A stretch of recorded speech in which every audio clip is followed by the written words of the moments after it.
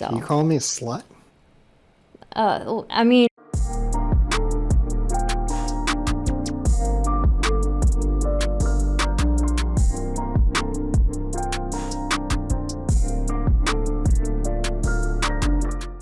do you want me Yeah, to? Howdy. Hey, how's it going? Great. I'm playing Diablo. I'm high on Addy and I'm bored of shit. What's up? Nice. Um, yeah, not much is up. I was not expecting to be serious, but hey, this is cool as fuck. What did you think of me looking like Chris Chan, by the way, in that clip? Oh, I think it's funny that your immediate like response to me seeing it was to defend yourself against the presumptive accusation that you were being transphobic.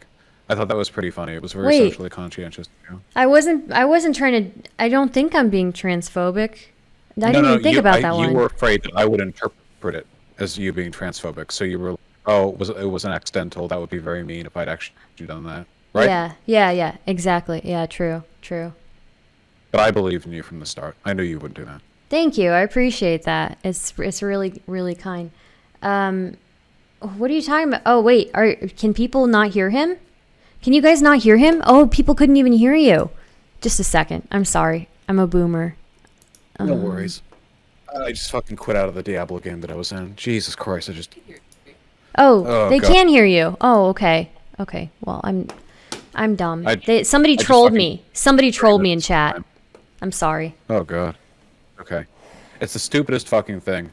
The final area in the second act of Diablo 2, where you have to search for Talvarash's tomb, requires that you know a symbol you can only get from the previous area.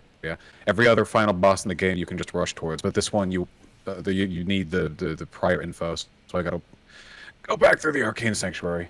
What's up? Oh, okay. That's cool. Which Diablo is it again? The Diablo It's 2? Diablo Resurrected. It's the remaster, so that the graphics aren't quite as abhorrently awful. Ah, okay. Very cool. I don't know much about video games, but it sounds cool. Um, It's pretty cool. It's a cool game. It's a really nice game. I have a lot of fond memories of it from when I was a kid. It's very refreshing to come back now as an adult and crush all the content that gave me trouble when I was younger. Very cool.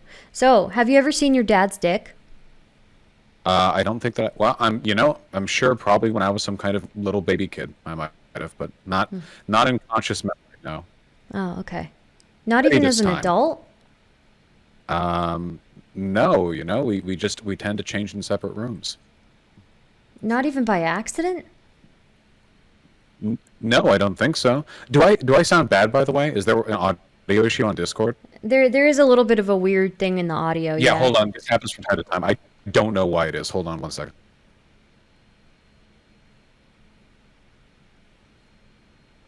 Okay, hello? Hey, That might help a little bit. Sometimes it just randomly decides to it give me sounds a the low same. bandwidth connection. I have no idea why. It sounds the same. Maybe if we change the region or something. Okay, Region. Let's make it. I changed it to US South. Let's see. Hello? Hello? Oh, it sounds better now. Oh, nice. Okay, there we go. Okay. So chat wants to know what's up with all the horse dick. I just like big dicks. What's wrong with that? There's nothing wrong with it. I think they're just surprised at how much you talk about horse dicks. So I don't. My community talks about it. I almost never bring it up apropos of you know nothing. My what? community is fucking insane. I empathize with you because my community keeps bringing up cum every day, and I don't like to talk about cum, but they keep bringing it up, and then I get talking about cum. These people are awful. Yeah, I feel like a lot of streamers that are known for being horny just have really horny chats, actually. I'm not known for And, being horny. I'm known for being, a non-sexual being. You oh, know? well, then I guess whatever vestiges of sexuality there is just a product of your chat being horny, huh? Yeah, maybe. I don't know. Yeah, it's pretty fucked. Very asexual phobic of chats, honestly. They can't Yeah. keep it in their fucking pants. Yeah, I'm not asexual, but like it's like I try to maintain some barrier between chat, or I'll abstract it. I'll make like weird jokes about like yeah, about like cream pies and stuff, but like, or like my dad's dick. But these are like super abstracted, you know? There's nothing horny about my dad's dick. It's just me talking about my dad's dick, you know? So Really depends on who you're talking to. I For a suppose lot of so. people, that would be pretty distinctly horny. So yeah, that's a little bit problematic. Bring your dad on. Uh, I haven't seen my dad on in years. You know, I haven't seen my dad in years. Uh, stop saying it. Stop saying what? What do you guys? or your dad's hard on. I don't think I've ever saw my dad's hard on. Yeah, I don't think I did. It looked big though, flaccid. It looked pretty big. I'm happy to hear that. I'm sure he would. I'm sure he'd be happy to hear that too. You know, the Yeah. flattery. So yeah, outside of bombarding innocent fundraising live streamers with questions about their parents' genitalia, you know, what do you do here? What do? I do panels. So we usually argue about really mundane things, but we're kind of taking it into a different direction where I'm, you know, like I'm holding a contest for couch punching. So whoever punches their couch the most interesting way, I guess, wins. Uh-huh. Yeah, and we're starting another panel. We're going to do 2 panels a week. So one on Saturday, and then the other day I haven't really decided, probably Thursday or something. But I tend to like, I think I feed off of other people really well. So, oh my God, chat is moving too fast. Yeah, I think I feed off of other Yeah, people. I think you got linked in my Discord. Oh, okay. Yeah, or I'll do debates sometimes. But it's been harder to find debates recently. So, yeah. You know, I've had that trouble too. I've actually had that trouble Yeah. for a while. It's Yeah. really, really frustrating. Yeah. Yeah, it's frustrating. Frustrating. Yeah. Yeah, or yeah, I go into different topics. I don't know, stream of consciousness things, you know, I guess. You sound so much more anxious talking to me now. You were very bold and confident on your high horse, being the only person talking Well, with me in look, chat. A lowly little look, peasant. excuse me, okay? No, actually no, because I'm only nervous because you put me on the spot asking me a question about me, okay? I don't know how to describe myself, Vaush, okay? Maybe you should tell me what you do. You ever think about that? Everyone already knows what I do. Yeah, I've noticed people who ask a lot of questions about others have trouble answering them about themselves, you know, like a deflection kind of thing. Not that that's a bad thing, by the way. It's just something that I've noticed, like interpersonally a lot, in the Yeah. rare times that I go outside and interact with other people in a non-streaming context. Yeah, yeah. Man, I just lost 30 minutes of progress by logging out that one time. I cannot believe it. I am such a dumbass. Holy shit. You logged That's out? rough out here. Yeah, unfortunately, for some reason they have it. You know how when you open up a menu in like any video game, usually the exit, like the get out of the game button, is at the very bottom, and the return to game, exit, like close the menu, that's at the very top.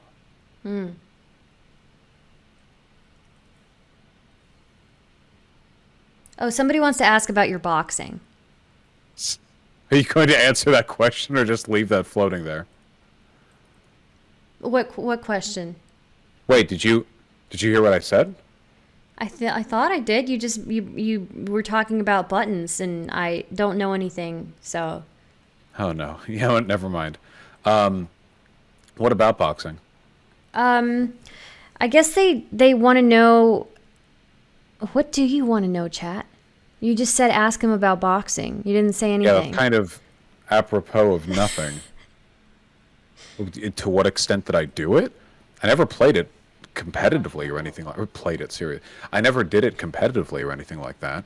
I think Yeah. they're asking about the fact that I have some boxing experience, and by that, what I mean is that I would box friends, my father, that I had some equipment that I would train with. Damn, but it was you nothing beat I up ever your took dad? seriously.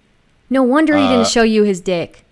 Well, at first he beat me up, you know, Ah, in okay. in a healthy competitive sense. Guys, you heard it here Yeah. first. Vaush and his dad used to beat each other up. Yeah, he was had something of a height and weight advantage on little old 13-year-old Vaush, but not for long. And then I boxed my friends, and I did wrestling back in high school, but I didn't do it for long because after a point I got my foot just absolutely demolished by some fucking ogre who was on my team. We were playing wrestling soccer. I'm sure there's a proper name for that, but basically we're in the padded gymnasium. All the walls and floor are padded, and it's a soccer ball. Just get it in the enemy's net, however you can. Tackle other people, fucking whatever, have fun. And this oaf, he was on my team, but he stumbled and tripped into me from behind when I wasn't expecting it, and folded one of my toes forward. Like so that it broke. Oh, fuck. That sounds And that painful. sucked. Yeah. Yeah. After that, I decided that the potential for injury in wrestling just wasn't worth it. That I would just work out on my own. Okay. That's cool. Yeah, yeah, wrestling always looked like weird to me anyways. Like it's just a bunch of people like holding each other and like breathing really hard. Yeah. Well, there's an artistry to it. I had a huge crush on one of the girls in the wrestling club. Oh, that's cool. I say one of the girls. She was actually the only girl there. She was this Polish girl, and she was very, very strong, very muscular. She was in my weightlifting class because she was in my grade, and when she would do lat pull downs, you could actually see the muscles in her back contract, which I found enormously attractive at the time. And she was actually paired with me when I first started wrestling because she was very, very good at it. She was very talented at the wrestling. But I was much stronger than her because, it's a guy and, differences. So it actually evened out really well. Her skill and my greater strength more or less evened out, and we were able to get a pretty decent 50-50 win rate until I got a little bit better and I got moved up to wrestling some of the men. Oh.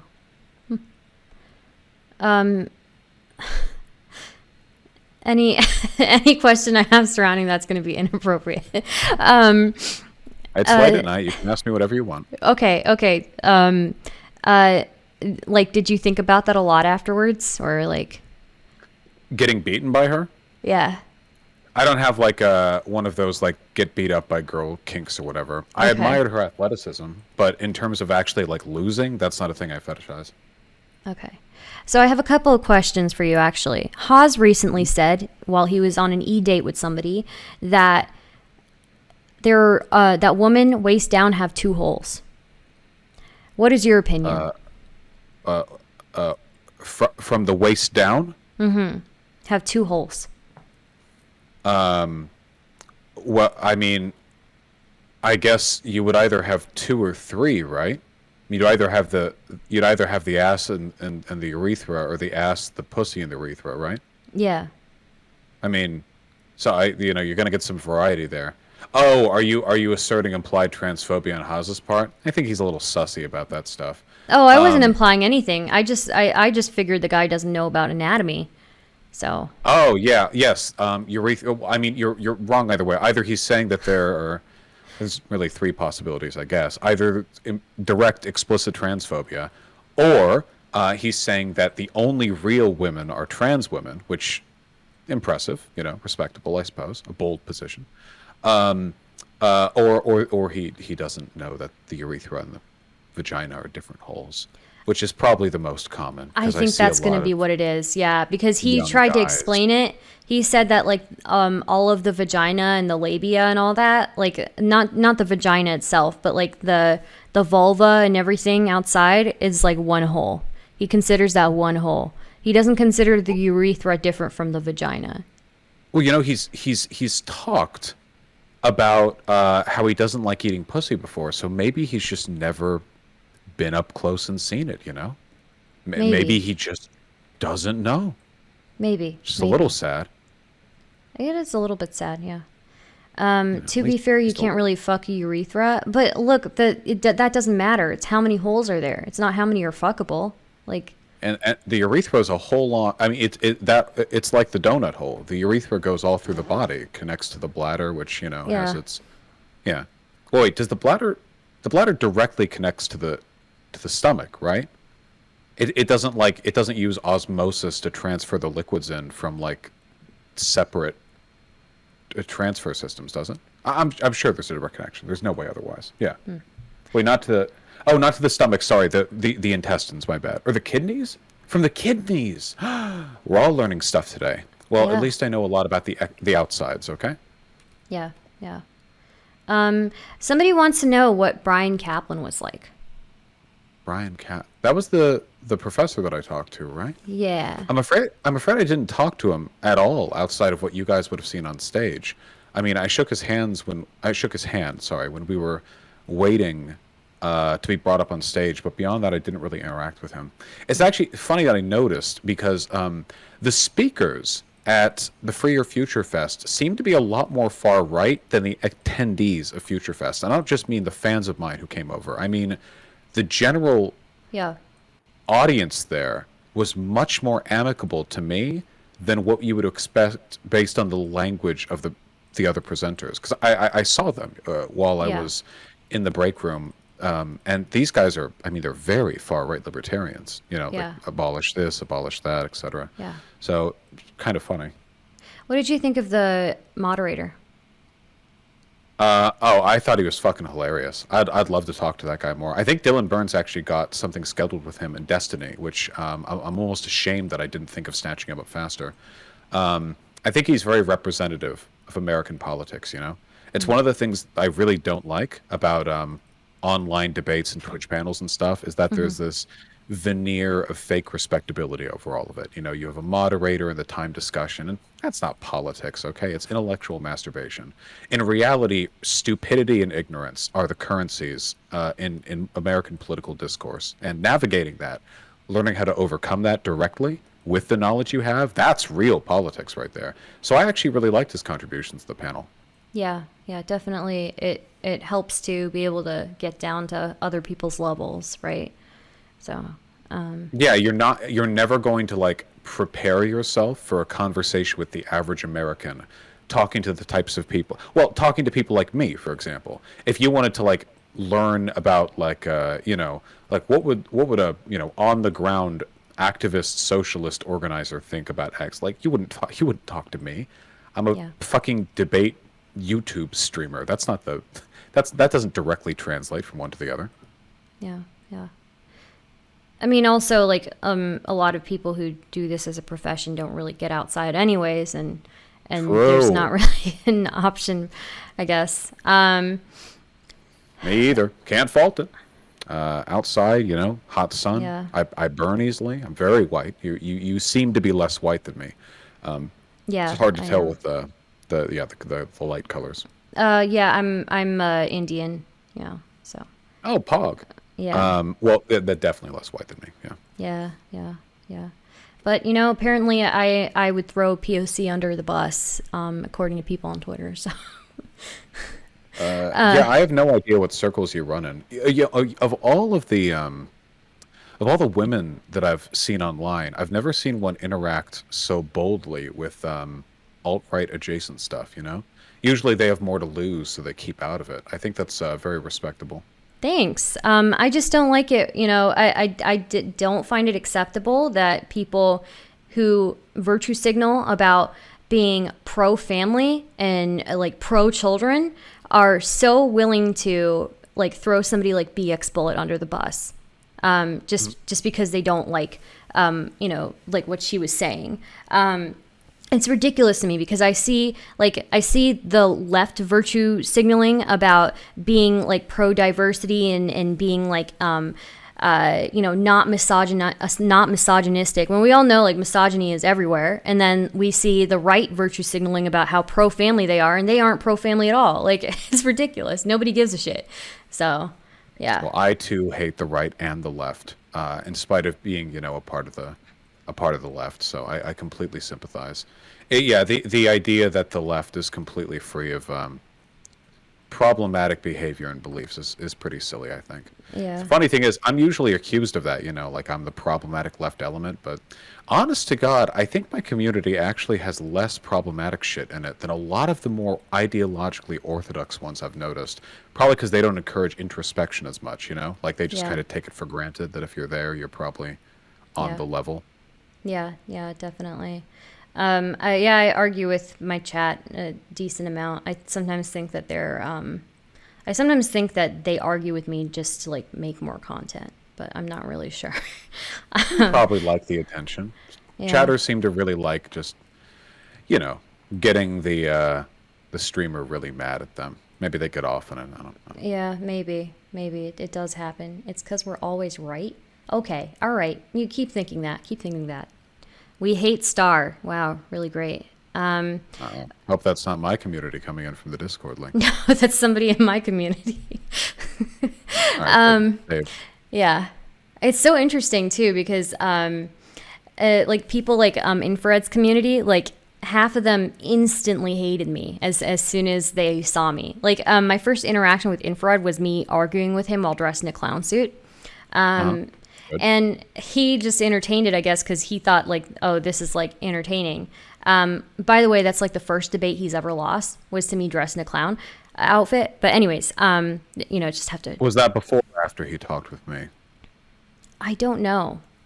Might have been the second debate he ever lost. I don't know if it's actually. I don't know about that possible. one. I don't know about that one. I don't know about that one because I He clearly just won that yelled the one. whole time. Oh, yes, of course. He's the sad thing is that if he was less yelly, I might entertain the gimmick a little bit more. You know, Yeah. Yeah. like Mike from PA. I think that Mike from PA, in many ways, is a pretty like despicable guy. However, I would absolutely have him on from time to time, just because I think it's delightful, shit talking him, Yeah. back and forth, you know. Yeah. But unfortunately, and this is just going to be the case with some guys, he's infra is so loud that you can't actually have funny back and forths. It literally just turns into a regular screaming match, which I find less fun. Yeah. But maybe he'll chill out one day, and we can the banter can resume. Yeah, definitely. He also, when he starts yelling, he uses his mic really incorrectly. Oh I think yeah, that- he like fucking like tries to eat it, stuff. Yeah, in and his he's mouth. like pointing it in the wrong direction too. It's like your mic doesn't work that way, bro. You've been using your mic for how long and you don't know how it works? It's like a cardioid mic, and he's like fucking revolving it in his hands to try to get Yeah. get talking to the back end. Yeah. Yeah, it doesn't work that way. Right. Oh, were you offended the first time we interacted and I yelled at you in the panel? I yelled at both you and Rob. No, not at all. I liked you in that panel. Oh, okay, cool. Just wanted to make sure. I think this could be, I mean, to my bias, but like, and I don't mean to like id pull this out or anything like this, but women tend to be very quiet in online politics. You know, I mean, some of it's socialization, some of it's like fear of backlash, which I Yeah. get. I totally get that. But I tend to take note when they aren't. So that's actually the reason why you came on the charity stream that happened afterwards. I think. Dope. I think Vermin noticed that, and it sort of cycled out after, and now I follow you. So Oh, damn. I appreciate that. Yeah.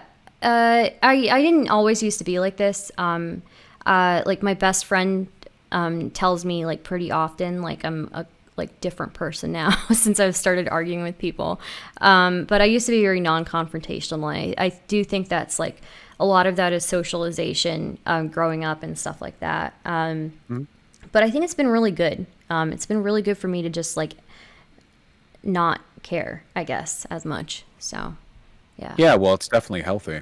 A lot of being harassed online. I'm not trying to do the whole you're being harassed online, Lamau, turn off the computer type thing. But a lot of harassment online really does come to the extent to which you're willing to engage with it, Yeah, that's So, true. right, with the right attitude, sometimes taking a deep breath and learning when not to look at the comment section or anything like that can be essential.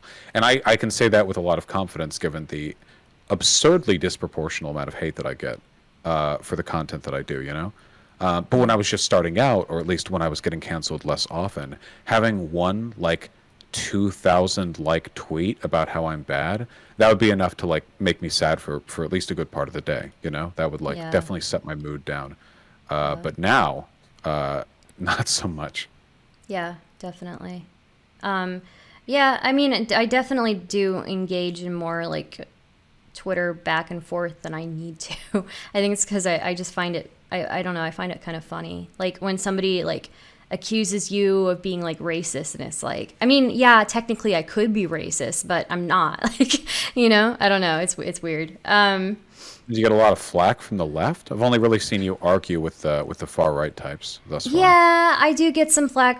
When I used to go on Prime's panels more often, I used to get some, like, I do say some stuff that's controversial, for example, with like the Muslim faith.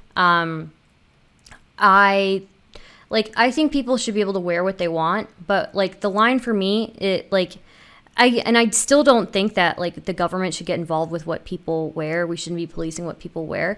But I do think like socially we should be discouraging like the use of the niqab or the burqa. And somebody called me Islamophobic for that, and I'm like, hello, do you see me? But Do they accuse you of being a Hindu nationalist contributing to the oppression of the Kashmiri region? yes, that's very Okay. specific, but yeah. I just know that's the big Muslim oppression going on in India right now, Yeah. isn't it? Yeah, it I is. don't know if And you're I'm from Muslim. India or Yeah. if you're just Indian. but- I'm Oh, just you're Muslim. Indian. Yeah. I'm like an atheist Muslim, but yeah. It's just I like that's one of the things that I got some flack for.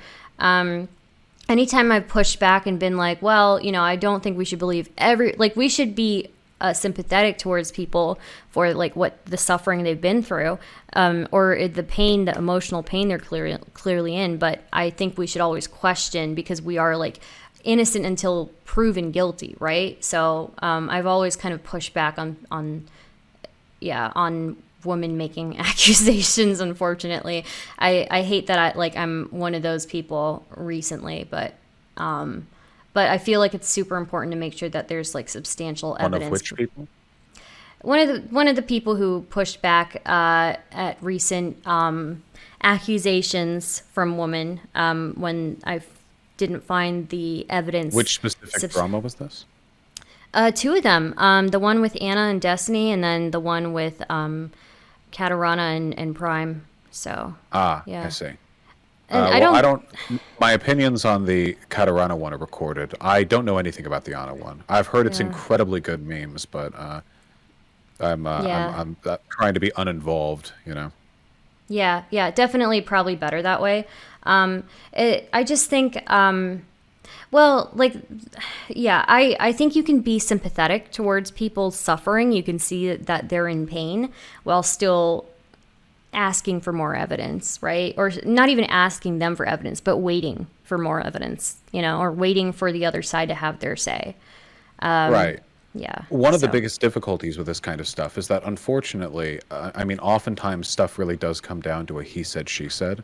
Yeah. And, usually, so things are a little bit possibly more determinable when it comes to, like, if you take the internet out of it, like people Yeah. are at a party, somebody gets raped. Usually there's like a trail of evidence that people can draw upon to at least infer what they feel is most likely.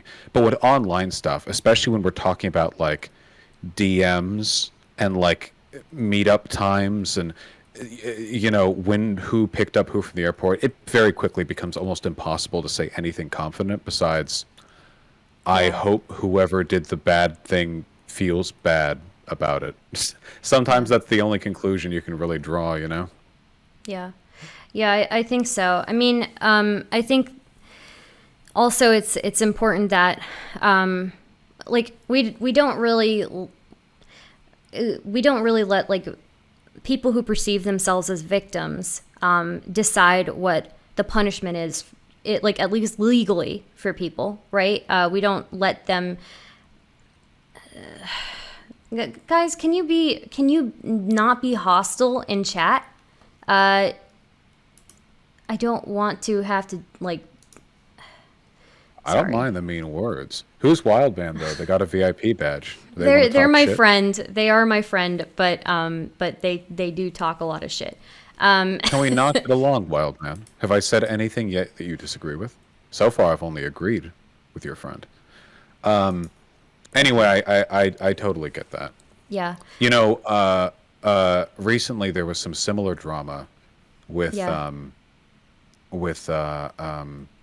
the Drunken Peasants podcast, Somebody made an accusation, I think, against Ben, one of the hosts, saying that 4 years ago he had raped her, and evidence and counter evidence was produced, angry live streams and tweets and all that, Yeah. and I didn't go on the Drunken Peasants for a bit because I didn't want to, I didn't want to step over all of that and just sort of passively enable a potential abuser or rapist. But I Yeah. looked through all the evidence, and the only conclusion I can derive from all of it is that it is literally impossible to come to any conclusion. Not just that I don't know, but just that there's so much, and so much of it is hearsay. It's Yeah. very frustrating because I don't want to And enable anything bad, but yeah, and even then, I think the social fallout from these things is like punishment enough a lot of the time. I mean, well, I don't know. I actually don't know. But like when it like, especially if there's not enough stuff to like substantiate something, I think when you're allowing one person who perceives themselves as the victim to determine punishment for somebody in a social setting, I don't think it's good because nothing is ever going to be enough, right? Like if you've been victimized in some way, there's nothing that's going to make you feel better in most cases, yeah, Yeah. yeah, I agree with that. Yeah. I can share my experience with that if it's not too Sure. personal. Yeah, if you want to. Yeah. Well, I had this is a little known drama on my channel, but I actually sexually harassed a girl once. I think about 4 years ago. We were friends over Discord, and I mean, not to bleed into the details, but it was inappropriate and disrespectful and stuff like that. And anyway, of course, there was a falling out. I'm skipping over a lot of details here, but later on, like a good while later on, the whole like how do you apologize thing came up because at first I didn't think I'd done anything wrong. It took me some time to Yeah. come to that conclusion, but later on, so I'd accepted that I'd done something wrong, right? So the Yeah. question is like, where do you go from there? So an apology is, I think, a traditional way of handling situations like that. But the person who I'd transgressed against, was making more specific demands, which included stuff like you have to donate X amount of money and you have to do this with your stream from now on and you have to bring these people on and like essentially making demands. You know what I mean? Yeah. And there's something that I saw in that, and I see it more now that I'm larger, and it's that oftentimes aggrieved people, even if their aggrievement is legitimate, I mean, even if the thing they're offended over is totally valid and understandable, they not only is it not always the best idea to perfectly define retribution or rehabilitation around their feelings on the matter, but also oftentimes it will never be enough, like you said, Yeah. especially if a crowd is angry with you. Holy shit. If a community is mad at you, there's Yeah. essentially nothing that you can reliably do. Sometimes the community will be a good one and they'll move on, but just as a sort of default measure, I think oftentimes if a community dislikes you, that's the end of it. Like me and the some members of the online like Twitter trans community, like the people who call me transphobic. Yeah. Now, I don't know what with my platform I could possibly do to be more trans friendly. I would have to truly strain belief to somehow cram more trans positive content in than I already do. But they'll say, like you have to do more and more and more and more and more. And I think the best solution to it really is you have to develop a really strong personal sense of a proportional response. And you have to do what you think is right. Listen to the people who you trust, be open-minded about the potential that you're over or underacting and just enact it and then be calm. Because the constant frenetic deference to other people's expectations will, I mean, it's like a non-stop process, Yeah. Yeah. Yeah, I mean, it is, whether, like, yeah, what you're saying is accurate, right? Even in the cases where the victimization is real, like there somebody has been wronged. It's just, they're never going to feel like it's enough in most cases unless they're incredibly self-aware, or unless they have been through a similar situation before where they haven't gotten closure. And that's like another thing that I try to tell chat, as fucked up as it is. Like, when you get wronged, like most of the time, like 99% of the time, you're not going to get closure. You're not going to get what you want. You're not going to get closure. You just have to, unfortunately, you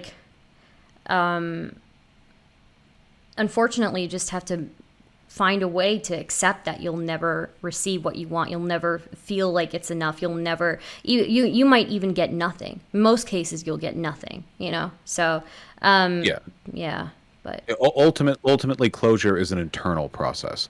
yeah, There's no getting around that. You Yeah. can mitigate it. I mean, it's often good and healthy to have some kind of final contact or some feeling that the person who wronged you knows what they've done. But at the end of the day, it ultimately does have to be an internal process, I think. And that's helpful. That's helpful to everyone because everyone has been Yeah. wronged by someone. So you need to find ways around that no matter where you are. yeah, true. Revenge is an option. I don't think revenge is an option. It's an option. I don't know if it's the wisest one, but it is an option that you can go for if you're really feeling it. Yeah, it's probably not a good option though. There was another question I had, but I forgot what it was. Yeah, it's good to hear somebody kind of I guess own up to, because I've also said that a lot of people we have to stop demonizing the whole. This is gonna get me into so much trouble. We have to accept that at certain points in our lives, especially with men, the way that we're interacting socially with each other, it's really hard to figure out right now. And I'm pretty sure 80% of the population at some point has done something super cringe or has done many things cringe. And I think a lot of people are, capable of being accused of sexual misconduct, So I think the sooner that we accept that, this could be your uncle, this could be your dad, this could be your brother, that is, or your cousin, or a friend who is capable of sexual misconduct, and they may not even mean it maliciously, but they may still do it, or they may have wrong thoughts about the people that they're harassing, and do it. I think Yeah. often malice has nothing to do with it, especially with the way men are socialized. And I don't Yeah. mean to sort of distribute my personal failings onto a broader social failing, but I think Yeah. it's important to point out that when it comes to how men treat people and how men treat Yeah. women, they are often in a sort of strange limbo. The boundary, Yeah. there are incel memes about this, but it's true. The boundary between confidence and being creepy is often Yeah. very ill defined socially. And I think that it leads to a lot of people who are sort of desperate to fit in the confidence category, sort of overplaying their hand a little bit. And I think that's a very consistent problem. I don't think a lot of people go into life being like, oh yeah, I am a rapist and today I will rape people. I But you would put probably rape do on a have lot of different people- level. Yeah, I would probably put rape on. I mean, probably somebody who does rape is not thinking of. No, I'm using Yeah. I'm using Okay. an extreme example. I'm sorry. Okay. I don't mean to equate harassment and rape. I'm only saying that in all extremes regarding behavior between men and women concerning especially sex and flirtation, relationships and romance. Yeah. The boundaries even with rape, a lot of and this is again in no way to mitigate blame at all. Yeah. Because at the end of the day, everything bad that we do is a product of poor socialization in some way or another. But even with rape, I bet you that if you could somehow magically divine what people think, the proportion of people who think, yes, I am a rapist, I am raping, that's probably really minor. Oh, yeah. Compared to the proportion of people who think, oh, women are always kind of ambiguous with their signals. I think she gave me the go ahead with this or with that, or and stuff like that. That doesn't take away from the crime. It's only saying that I think it's more responsible when looking at this stuff to think of it as a social problem to be adjusted, rather than just a bunch of sporadic random interpersonal failings that keep happening over and over. So what I would say, I kind of, I agree in some senses, but I disagree in others. So I think that's very applicable to things like harassment, things like misconduct. But when it comes to rape, that I feel like is such a a violation of somebody's like body. I feel like somebody, I don't know, and this might just be my speculation, but I feel like you have to view somebody as lesser than you, you know, to be able to do that. Like you have to view somebody as like not as human as you, to be able to do that to somebody. Often, probably. Yeah. That's also a product of poor socialization, though, right? I mean, I doubt healthy socialization would lead to a man feeling that way. I guess. I'm not making. I'm sorry. I just want to be totally clear because I know that it's late and I don't want to misspeak. The point that Yeah. I'm making isn't like, oh, anyone could do it. The point that Yeah. I'm making is that all of this funnels back into broader social trends over which we have some degree of Yeah. indirect control with the language Yeah. that we use and the norms that we promote. Yeah. Yeah. Definitely. It's a really complicated conversation to have, I guess. I'm probably Yeah. going to get destroyed for this. No, But I, well, and the yeah. easiest answer, right, is just to like blame it on interpersonal stuff because that's what a lot of conservatives do with like crime, you know, Yeah. where rather than address the socioeconomics of it, they'll go like, oh, well, there are bad people and bad people do crime, and okay, maybe that's a theory, but there's probably a little more to it than that, you know? Yeah, yeah. From what like I've experienced, I feel like at least from my experience with that, I think the person who did that with me viewed me like livestock. You know, like that's pretty much like that's like the only thing I can equate it to. You know, like they viewed me like livestock. But I don't know if that would still be socialization, or I guess it would be in a way. It seems so extreme, you know? Yeah, I So, mean, we yeah. can socialize a lot of extreme behavior, right? I mean, even if you take the like the neo-Nazis, right? Or sorry, I say neo-Nazis by default. The Nazis, Yeah. you know. Yeah. If you take a lot of the stuff that Nazis believed, a lot of the stuff that they did, if you were to believe a lot of the descriptive stuff they believe about Jews and the fatherland, the nature of civilization, you could actually arrive fairly rationally at a lot of the positions that they hold. Well, honestly, without that many mental gymnastics. Not all of them. A lot of the stuff that they did was blatantly anti-science. You know, a lot of their Yeah.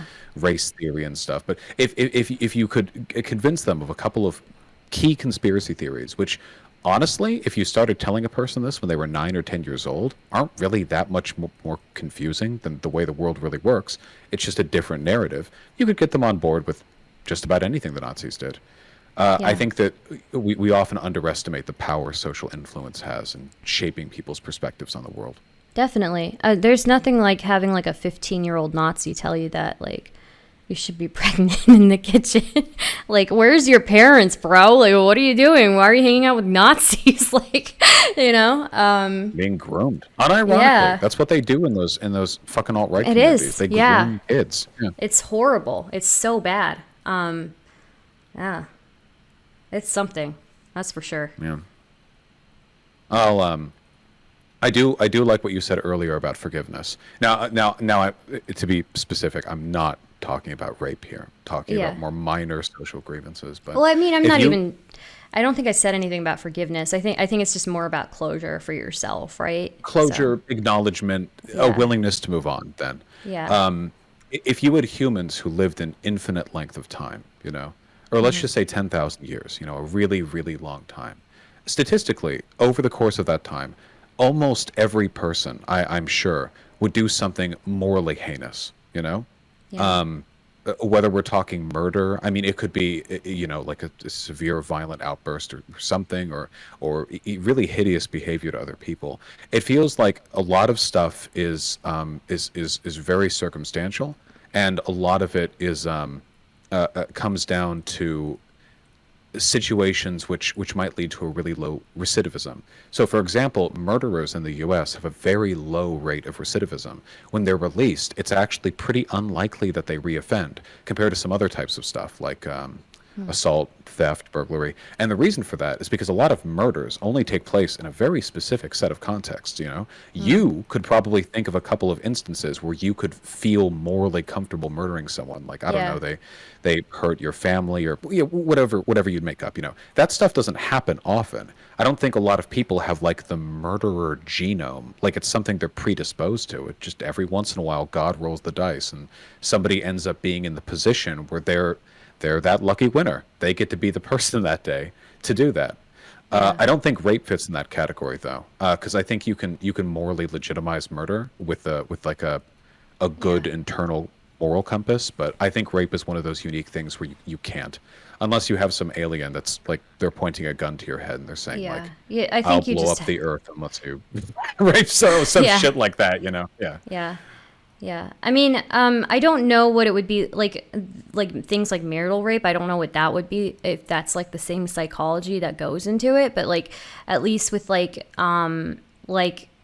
from what I've seen, it seems like it's literally viewing the other person like livestock or viewing them like an animal, right? Like Yeah. yeah. I mean, I think it depends on a lot of contexts. I just want to be Yeah. careful with that a little bit because Yeah. I know a lot of people could hear that, or like a lot of like frat boat types or whatever, and be like, "Well, I think chicks are people, you know, so I'm good." Because oftentimes it's not just the dehumanization, though that's definitely an element.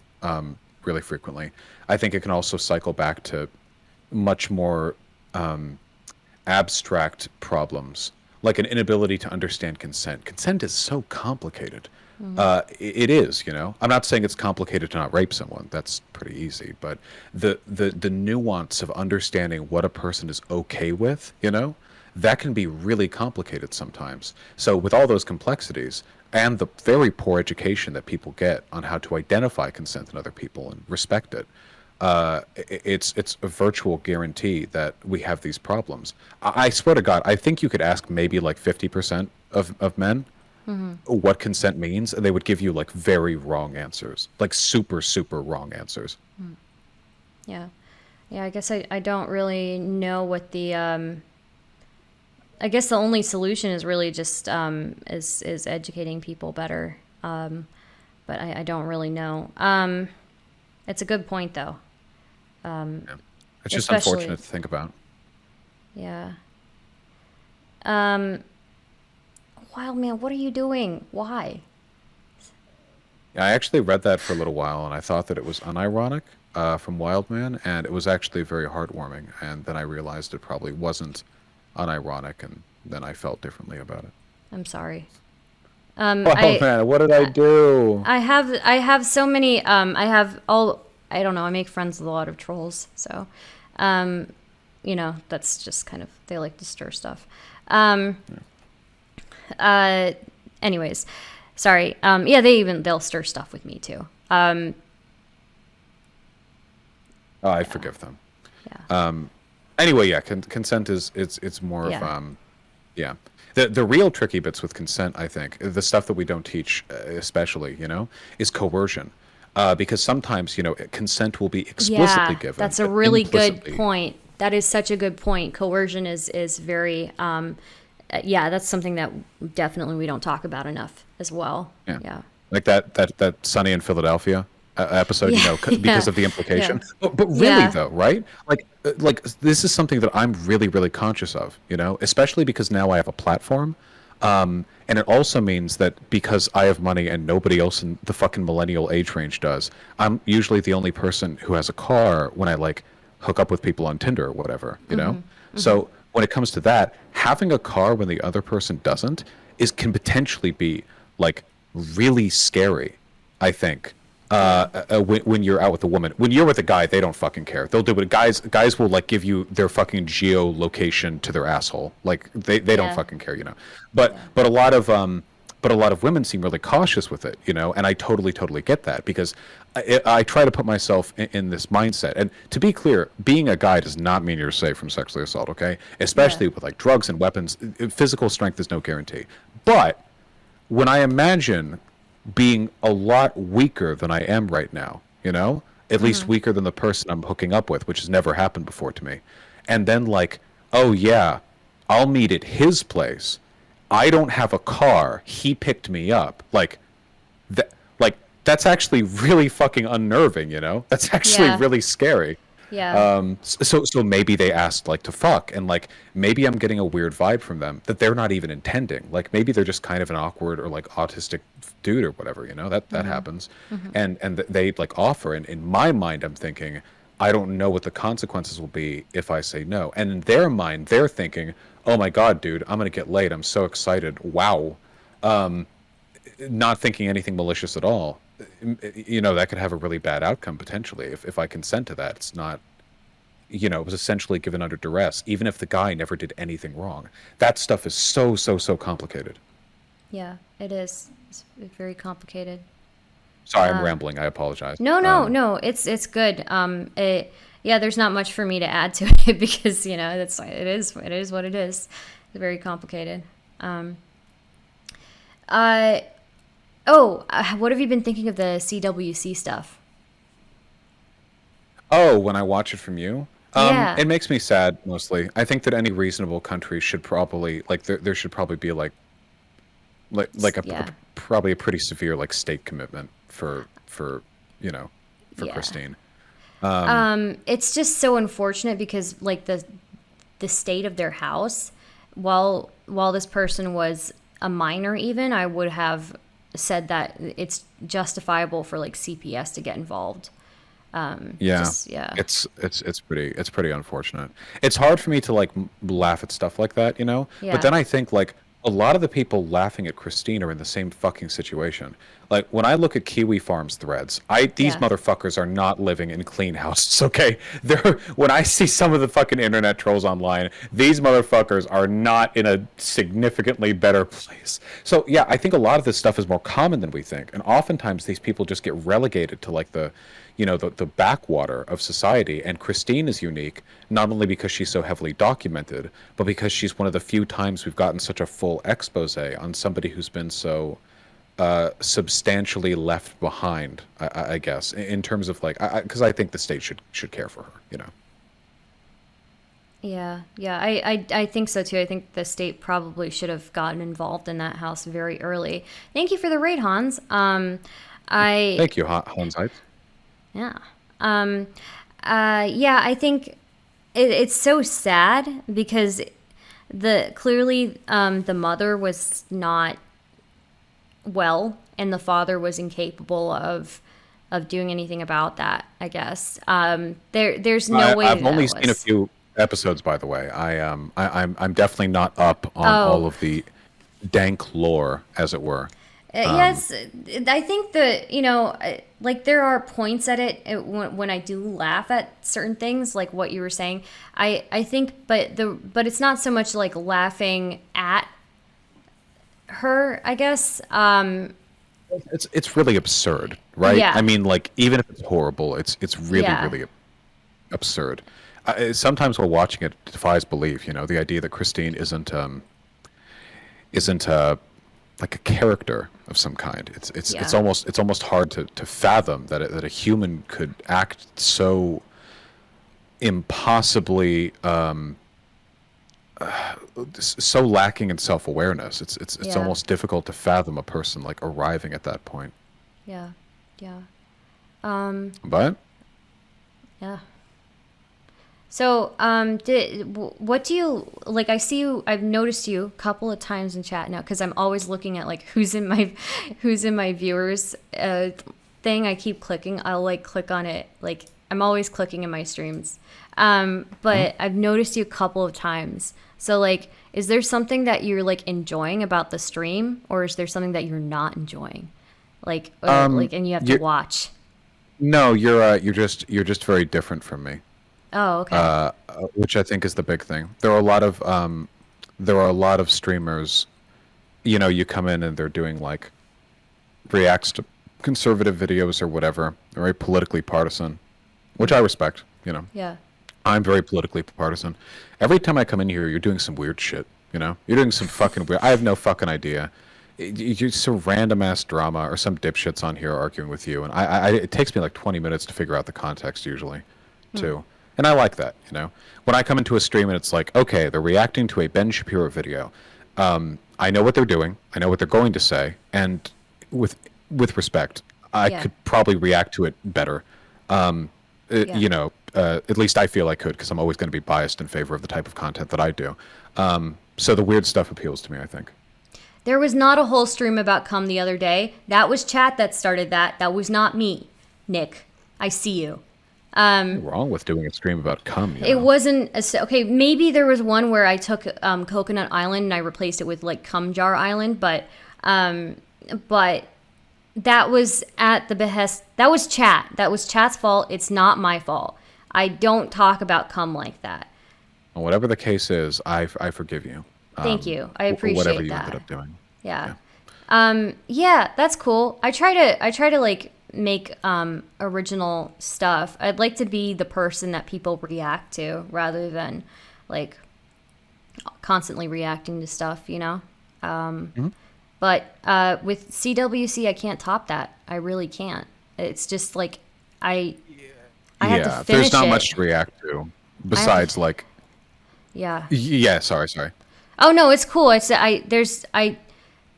have to finish what's happening, and it's not like I can recreate that. You know, that's like historical what happened with CWC. Sorry, I'm back on CWC again. It's a whole other level, Yeah. for sure. Yeah. Yeah, no denying that. Yeah. Motherfucker, this temple area is hard. Holy shit. Yeah, it's definitely very much its own thing. And there's not much to do when reacting to it, I think, right? I mean, you basically just have to watch and go like, holy shit, like over and over and over again. What are you supposed to do? Analyze it, you know? What do you like comment on the politics of the situation? I don't know what the fuck you're supposed to do in that You're situation. just watching horror, honestly. You're just watching horror. Yeah. What's your most controversial view on something? Jesus Christ, it's like asking me to find a grain of sand on a beach. The thing is, I really don't think my views are that controversial. I really think mostly it comes from people misinterpreting them because they've seen it through a clip of a clip of a clip. I think that if you actually sit down and like listen to what I have to say, I think most people would agree. Yeah. So the thing that got the most people mad at me by far was my being pro voting for Biden. That's not the thing people talk about now in retrospect when they say how much they hate me or whatever. But that was the thing that led to the left turning on me, more so than anything else, more so than the trans stuff or the fucking pedophilia comments or anything like that. That was by far the thing that led to the whole left turning on me. The change was really noticeable because I remember before the primaries, before Bernie lost, I thought, I'm edgy, but I can probably make a decent, media net out here. I can probably network pretty good. I can't do that anymore. That's not on the table for me anymore. And it started because of that, me saying that it wasn't enough to just fold your arms and, let Biden and Trump duke it out. You had to be active in preventing Trump from winning. And I think that was an important issue, too, because I've noticed that a lot of people on the left don't fear fascism. They talk about it, but they don't fucking fear it. If they feared it, they would be radically partisan against the Republican Party, because the Republican Party is very evidently fascist-leaning. I don't care for anyone's interpretations on the issue that don't lend themselves to that obvious fact. They are in almost every imaginable way a clear example of a party descending into as much fascism as you can get away with while being a major party in this country. But that changes with time, and what you can get away with does too. So the fact that so many leftists seem to be really blasé about the Democrats potentially beating the Republicans out is really, really destructive to me. It plays into a lot of Stalinist perspectives. Some of the stuff that took place back in the Weimar Republic when they said that liberals were just social fascists. So really, they were equally opposed to both them and the actual, bone and blood fascists. It's very, very dumb to me. I'm glad that I died on that hill. Because I just don't want to be associated with any leftists who think that the first job of leftism is not being anti-fascist. Okay. So I'm going to ask you maybe a harder question.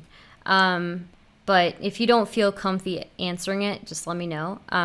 There have been a few leftists who have accused you of being a liberal. What do you say to that? Yes, many such rumors. Um, I think that there's a pretty big difference between what a person believes in and the route they take to arrive at that ideal world, you know?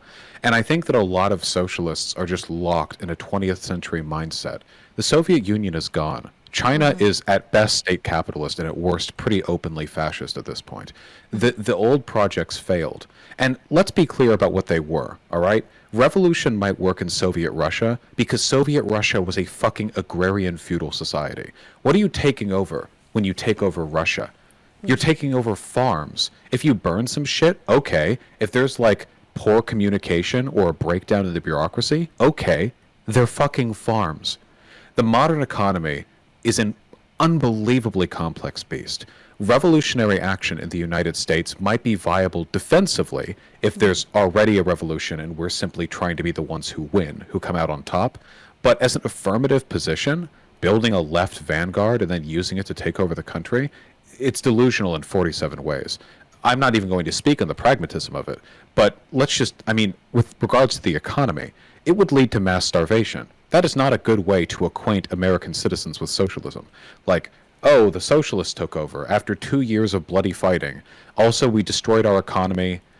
All of the very complicated like state apparatuses that we use to keep like on top of the rest of the world are gone, and we're essentially a third world nation now. Like, congratulations, have fun, Yeah. enjoy your socialism.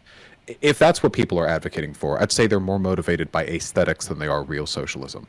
They want the aesthetic of being some, AK-47 wielding, Molotov throwing, red coat wearing, revolutionary comrade who busts down the barricades and sets fire to the police building. And I mean, if you want to like revel in masturbatory fantasies, like fucking go for it. That's fine, but do it Yeah. in the privacy of your own home. Don't infest my political communities with your stupidity.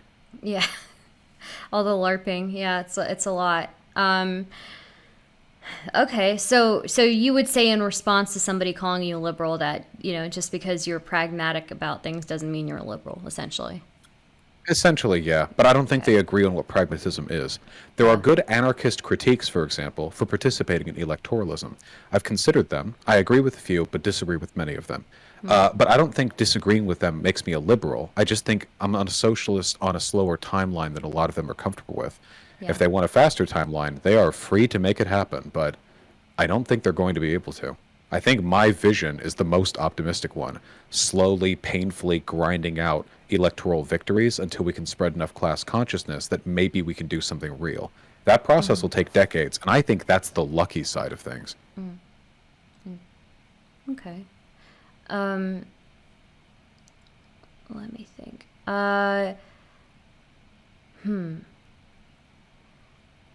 What's your take on the Hassan House thing?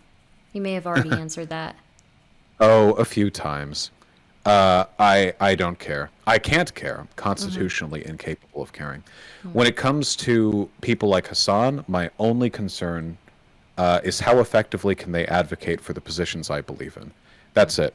I think that hypocrisy is ultimately a really weak accusation, not just because it's not really a real criticism, you know?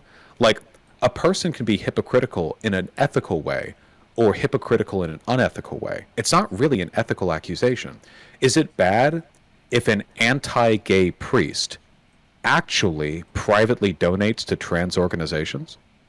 Well, that's hypocritical, which is bad, but the thing they're being hypocritical about is good, and likewise, you have the opposite sort of situation in a lot of cases. I think that if a person's doing something bad, you should critique them for doing something bad. And the hypocrisy is more of a fun aesthetic flourish that you can engage in from time to time. Does that make any sense? Like, uh, I think you're being, like say for example, right? You had a ruthless anarcho-capitalist, somebody who believed in an egoist, an objectivist, somebody who believed in the maximization of self-potential at the expense of all others, some ruthlessly autocratic capitalist. Mm-hmm. Now imagine that they donate sometimes to like old folks' homes because their mom is super elderly and they sympathize with the elderly. Mm-hmm.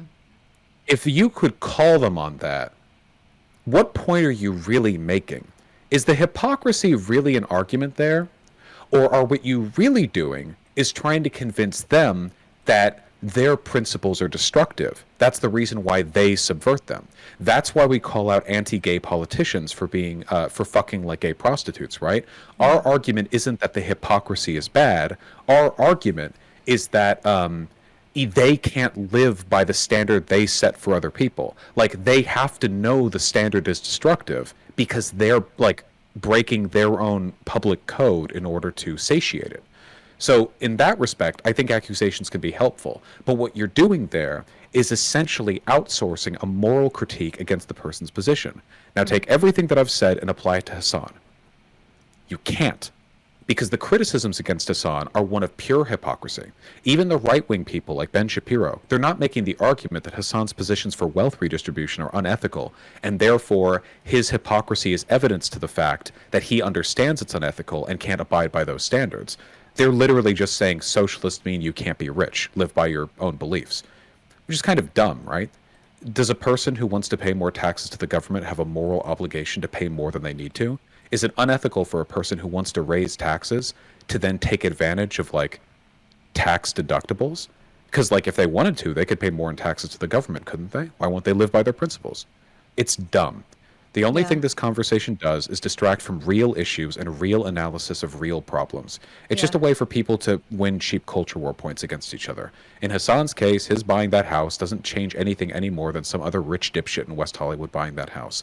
And I'm Yeah. glad that the largest political streamer, as far as I can tell, on earth is a socialist. And I'm happy that the money that he acquired was acquired about as ethically as you can acquire money in this system via donations and ad revenue.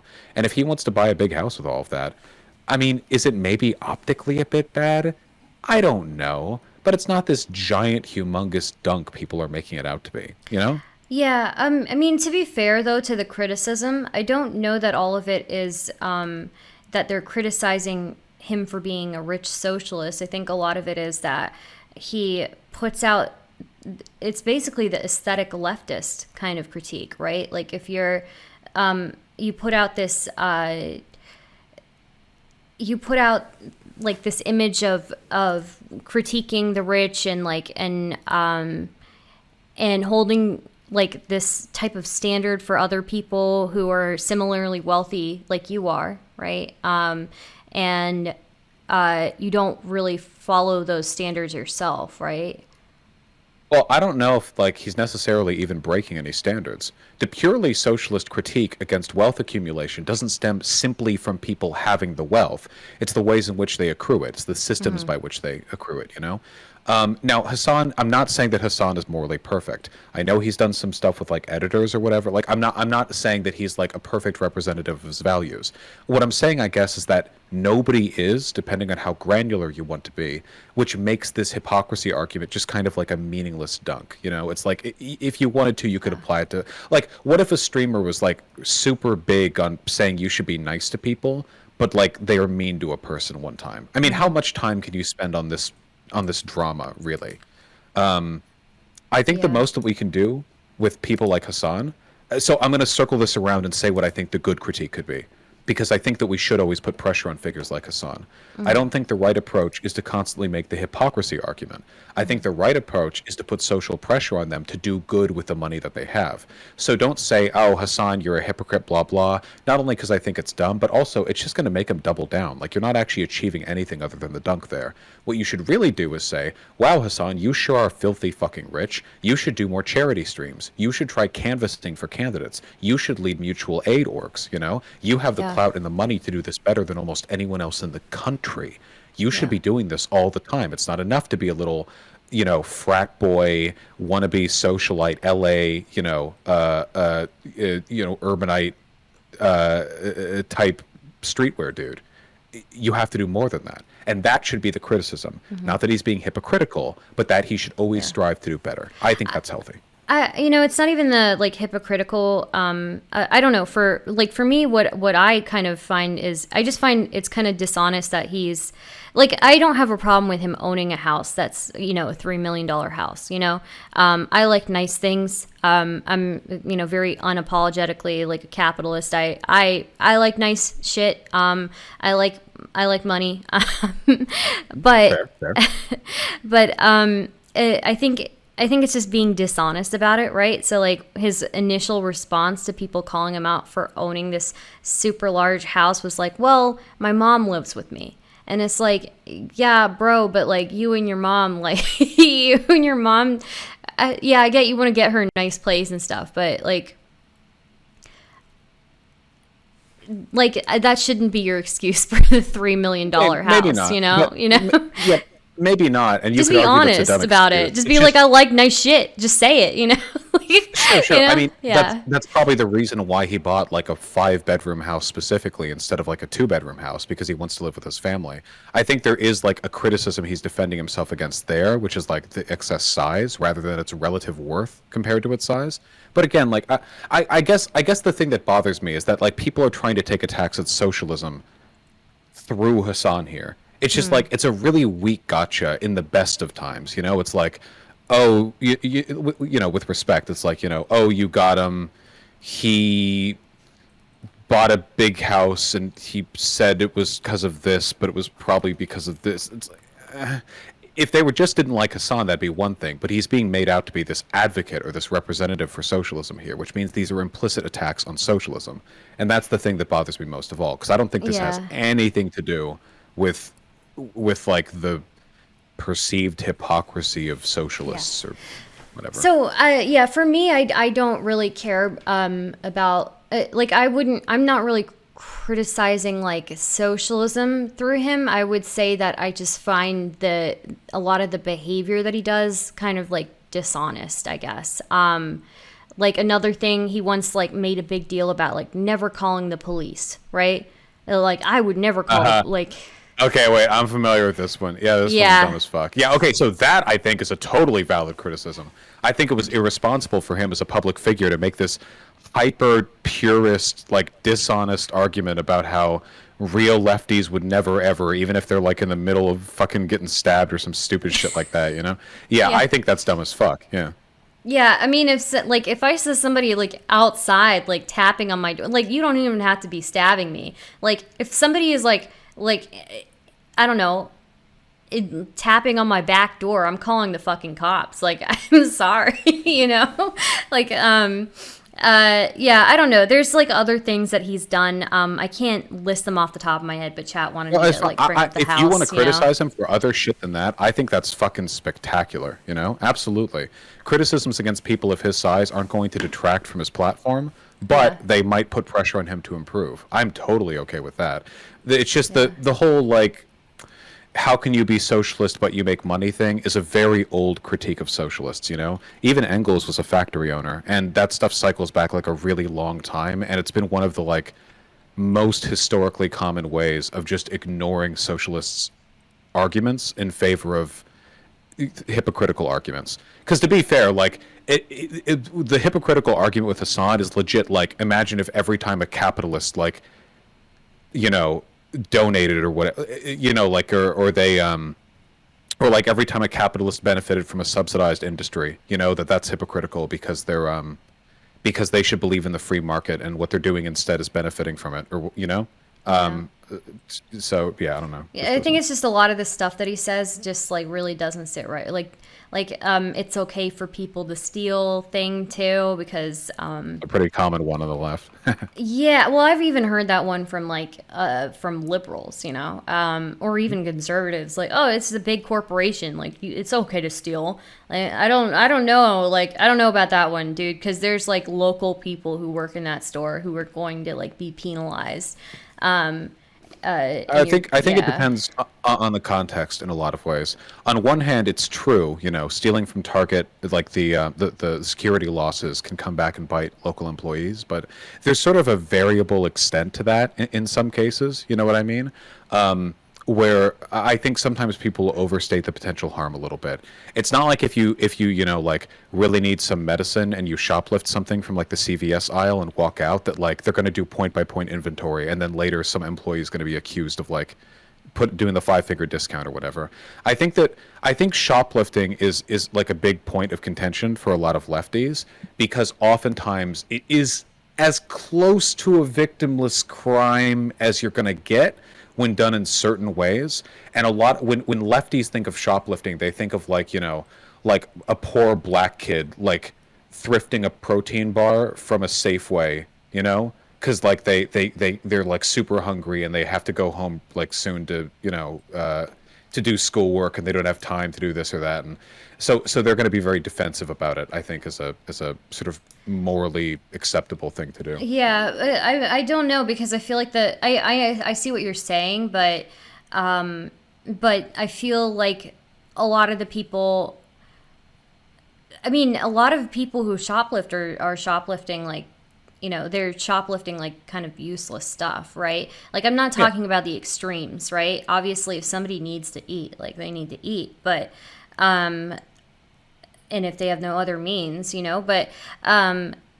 but like this blatant like message of like it's okay to like shoplift, it's okay to steal, when you have an audience that large, right? I don't know how I feel about that, because stealing is like a crime that goes into many different, it can translate the idea of stealing, if you like take the abstract concept of that, like can go into a lot of different crimes, right? It's not just about shoplifting, right? Like theft is kind of ingrained in most every crime, whether Yeah, that's like, well, I mean, yeah. to me, the most irresponsible message is that lefties being super blasé about shoplifting can lead to lefties getting caught. Because to me, like, the big harm when you advocate for shoplifting isn't like an employee might get in trouble because too many Snickers bars have been taken from the local, 7-Eleven. The real harm is that, like, if you're being super fucking, careless about that shit, you're like telling your young audience, like, yeah, dude, whatever, stealing's cool, like, you might lead to kids getting like arrested.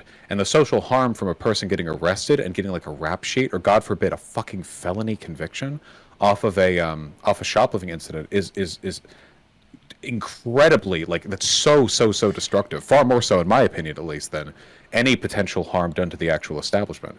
A lot of people who shoplift are also just like preppy kids who are doing it for clout, like you Yeah. you you like run on Well, by and you like I think what I'm feist talking shit and, about though, like, is other crimes, right? Like when, like, if you like kill somebody, you're stealing somebody's life.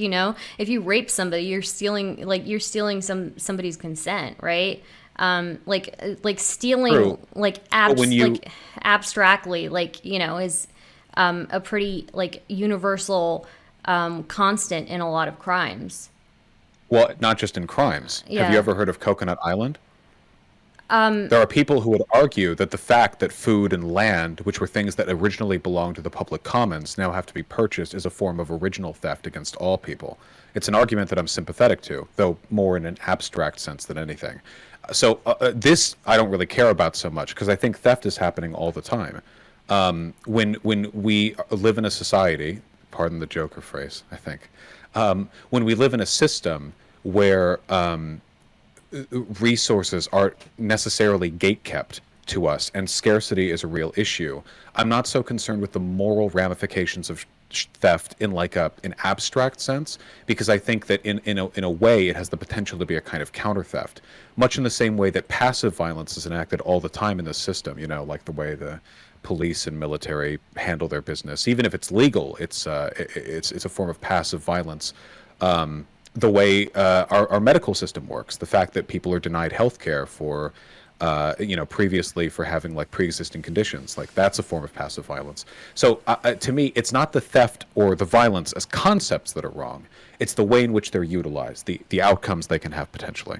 And I would agree that like most of the time shoplifting is not some like desperate revolutionary act of struggle against the bourgeois, but I mean, is at it's best a enough hobby. And shoplifting. Well, okay, so enough shoplifting though will actually affect like working class people who work at that store, right? Like you will get penalized, and you might even like lose your job if enough of it happens, right? I don't think that encouraging theft is good for anybody, because like you said, you're putting these young impressionable people in harm's way, but also you could very potentially be contributing to the loss of somebody's income, which affects like so many more people. Yeah, of course. Yeah. But I mean, obviously, you know what I have to say, which is, of course, depending on how desperate the circumstances, I think it's potentially much more morally necessary that a person shoplift. I mean, you would agree, of course, that like a starving person, they have the moral okay to steal, right? Yeah. To feed themselves. Sure. Yeah. Yeah. Yeah, yeah. So I mean, we can agree on that. And most people would agree on that.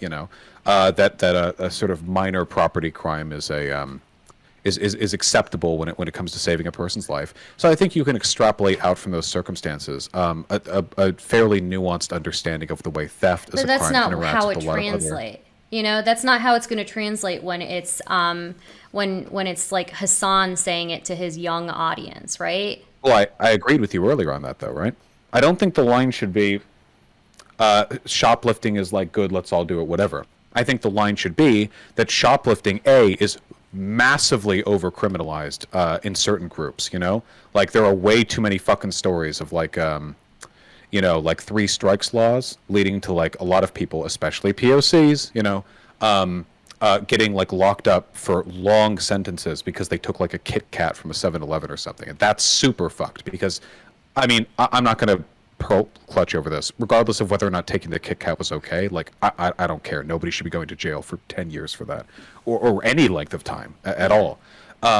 That's one.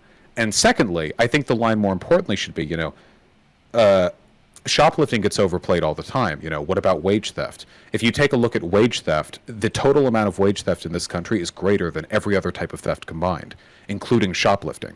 So, like, just hours violations or people not getting paid overtime, that aggregated is greater than everything else. Robbery, burglary, shoplifting, all of it. So I think it's important so why do we talk so much as a society about shoplifting and not talk about wage theft? Of course, the reason for that is because when we talk about shoplifting, we're reinforcing the concerns of the landed class. Do we talk about shoplifting that much though? I never brought it More up. than I wage never theft. I don't know. I never talked about it prior to Hassan saying something about it, I don't mean you. I Yeah. mean, like, as a society, I think we talk about shoplifting a lot more than wage theft. Or to put it another way, I had never heard about wage theft as a concept until I became a leftist. Whereas I knew what shoplifting was when I was like 3 years old. Like they're definitely introduced to us at different rates. Okay. Well, you would agree with that, right? That as a society, we underemphasize the potential harm that wage theft has on, like, wealth inequality or people Yeah. getting shafted. Well, we talk a lot about shoplifting in spite of the fact that, I'm not accusing you of pearl clutching, but mathematically, it's a relatively small issue. It definitely falls behind almost any other thing you could sort of measurably analyze with regards to, like, social ills. Yeah. Yeah, I guess so. I just think it I don't know, it can feed into, people I don't know if we reduce, like, I just don't feel like there's enough nuance in the conversation, like if we just like I'm trying to be blatantly, nuanced, I think. yeah, Just, yeah, no, I get what you're saying. You're being more nuanced, but I just think that, like, this, I don't know. I think that people don't realize that this actually does have an effect, even if it's for like a larger corporation, right? That local store has an effect, right? And those are working class people who work at that store. And if they lose their job, then that's going to feed into more people committing crime, right? What's the number one factor in crime being committed, Yeah. right? Well, what I'd be really interested in is a study on that, because this is something we're sort of like creating the narratives, right? So I can Yeah. mathematically determine a lot of harm when it comes to wage theft, for example, and I can Yeah. mathematically determine the harm done to people who are committed for shoplifting or arrested. But when it comes to number of employees who have been fired or had wages docked for being on the clock when shoplifting occurs, or who have suffered from business losses that are a product of shoplifting, that seems to me like a much more abstract number. I doubt there's any direct data on it, but I would be interested in seeing it one day, like if somebody did a study, because if we could get a number for it and it was like 1/10 as much as wage theft or even less, it would really influence how much I factor this in as a concern. How Yeah. much of this is a story we're telling, and how much of it is what really happens.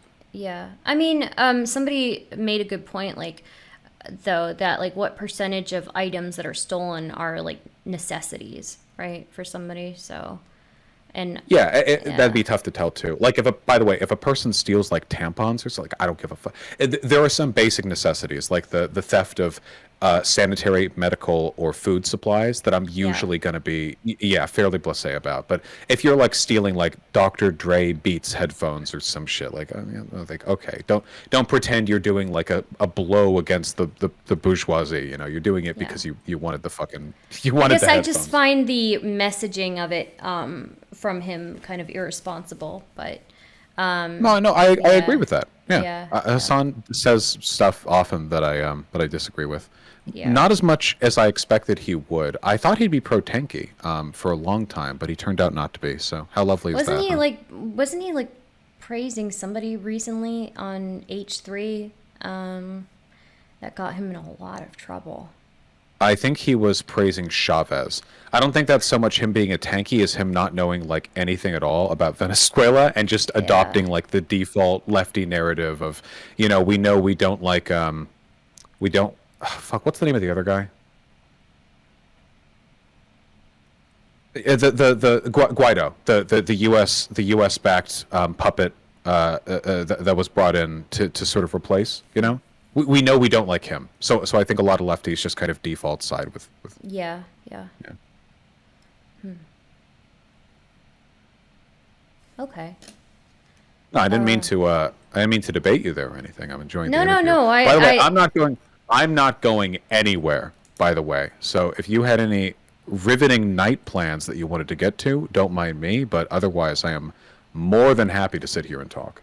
no, I think I'm good. I guess one of my more I'm not asking him that, Testicle Johnson. Why?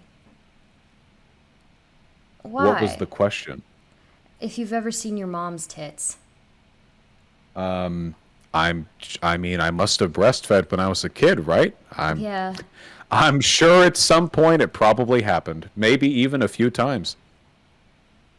Ooh, this is a good one. Can you ask Vaush his opinion on the Canadian election outcome and Justin Trudeau's Liberals slash the failure of Singh's NDP? Yeah. It. I mean, obviously, it's fairly disappointing. I don't know if it's so much the failure, right? I mean, didn't they pick up one seat? At least it wasn't a devastating loss like what you got in Germany for the far right party. So, I mean, I'm copiuming a little bit right now. Obviously, we want big gains. I don't know. It really seems like the conditions for agitating the working class towards like radical solutions just don't seem to be there in in a lot of situations where, from a leftist perspective, you would expect there to be. I don't know what we need, man. Because obviously, arguments aren't the thing we need. Arguments don't get people to vote for anything. Like that's not how that works. And what people vote based on, I think, fear and intuition more so than anything else, which is unfortunate because leftists, I don't think we have the best fear-based arguments. That would be the fascists. They're far better at that than we are. So. In lacking strong responses on that, I think what we really need, like people need to feel a sort of intuitive connection to the messaging of, say, Singh's party, and I just don't know if we're there yet. I don't know if we need some like another horrible economic crash or something for people to move away from the system we have currently. The big one will probably be climate change, I think. Climate change worsening will definitely radicalize larger and larger sections of the population. But people on the right are much easier to radicalize than people on the left, you know? Because ideologically, like, there aren't that many bumps that you have to get over to go from, like, neocon to fascist, I don't think. Because neocons supported some heinous fucking shit, you know? Ye back in the day. I mean, we talk about neocons back during like the 1960s, and oh, sorry, that wouldn't have been neocons, more traditional conservatives. But even back during the 80s, like Reagan ignoring like the whole fucking AIDS crisis, letting gay people die. That was abhorrent. I mean, it was worse than Trump's handling of the COVID situation by far. Imagine if he hadn't Yeah. even acknowledged it for months, like not even said it on TV. And that was neoconservatism, right? So to go from that to Trump, I mean, okay, I can see Well, where the line's to be connecting the two are. fair, right? To be fair, like socially, we were much more backwards then, right? So like I don't know, like I'm from like the DC area, so here you can see like a lot of socially progressive conservatives, right? Mhm. And I think I think at the end of the day, like I don't know, I've met plenty of conservatives who don't believe in the policies they believe in out of like heinous views, right? They believe in those policies because they truly believe that that's like what's best for like the future generations of America or whatever, right? But And isn't that what everyone believes? yeah, yeah, I mean, no, that's what if I'm you ask the saying, yeah. Nazis, they would say that too, right? I mean, they believed that the only way to preserve like nation states was to have, the separation of Right, but different ethnic groups. right, but like a lot of Nazis, I feel like a lot of Nazis, sure, they might believe in that, but the heinous views are there too, right? Like that there are people who are less human than you, right? Or less deserving of what you have, right? I What don't about know. modern transphobes, right? Or like TERFs, you know? That you will never, they don't say I think you're less of human than me. Like Steven Crowder will say stuff like, oh, we feel bad for all these trans kids. We need to cure them of their ills. I wouldn't Stuff call like that. Steven Crowder like a I don't know. I don't know that I would consider him like an average conservative. He's one of the most popular online. Ben Shapiro kind of does the same thing, right? I mean, I'm only saying that I think that Yeah. heinous views really are just a byproduct of people being fed descriptive positions and then trying to fit them into the worldview they want to see. So when it comes to like radicalization of fasci types from like modern conservatives to that or whatever, you have people who vote for Trump because they what? They want to fight back against China. They want to preserve capitalism. I wonder about those motivations, because Trump wasn't really any harder on China than other organizations. In fact, in many ways, he was a lot more lenient. A lot of his economic policies ended up emboldening China in ways that they may not have previously. In terms of capitalism, I mean, Trump has overseen the greatest economic decline in this country since the Great Depression. And he didn't exactly look like like a spring chicken when it came to economic policy beforehand. So is Yeah. it really that they believe those things?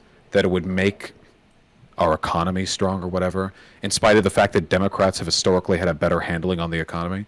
Or were there Yeah. other underlying positions they believed in? A lot of people with what you call heinous views won't just admit it readily, right? I mean, Yeah, well maybe for not even yeah. themselves.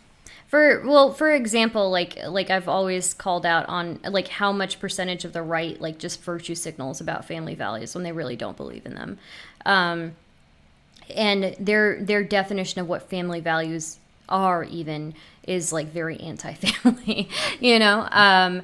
So yeah, I guess I can see what you're saying. Like a lot of the stuff is veiled. I don't know. I guess I maybe have a bias to being like kind of bipartisan.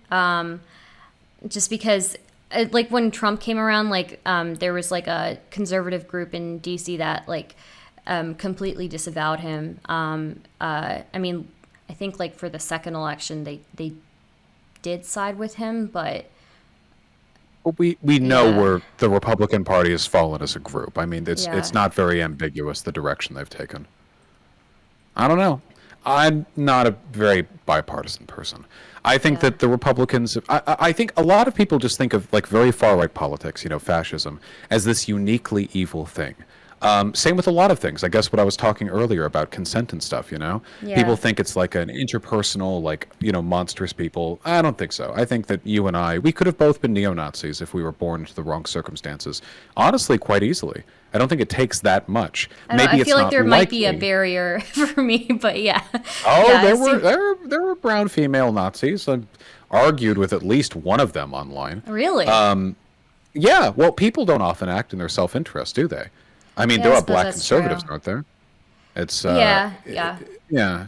So anyway, I guess I mean I'm often accused of being overly hyperbolic with these terms, and I'll defend my use of them. But when it comes to modern Republicans, I just think, I mean, we're just seeing a movement towards fascism. It's happened before in plenty of other countries, and it's not like it was just a couple of heinous people. It was huge popular movements. So Yeah, definitely. Like with the fascism, even everybody. I don't know. People.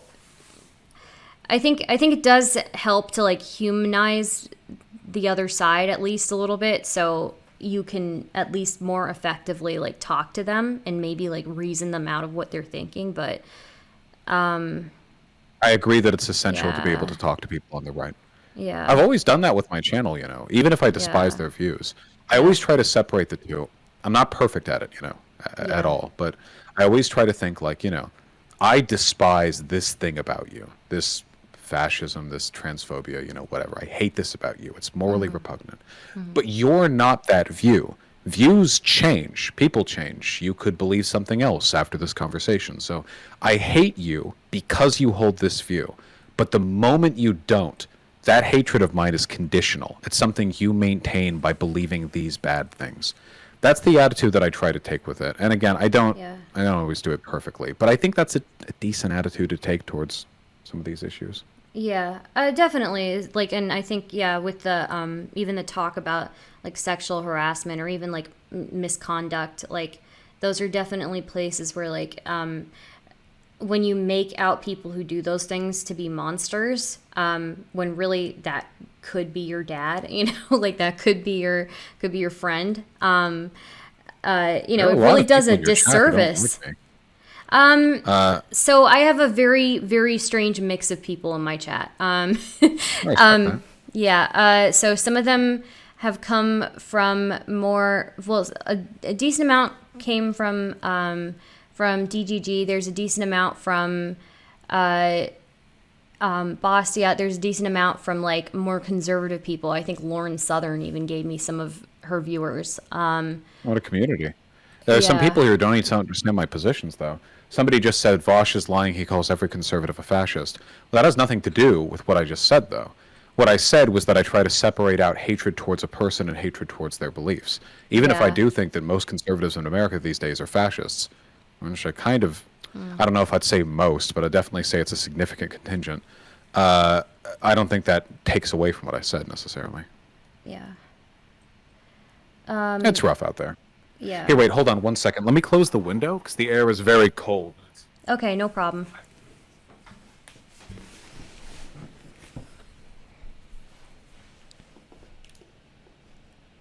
Can you guys like chill? Can you chill, please? Can you be a little bit less? Gotta stay on my A game. There we go. I've got a. Vaush hates Stardust. I don't think that's true, Cave Dwell. Okay, yeah, and then there's some Haas people here as well, which is, Very ideologically diverse. My goodness. Yeah.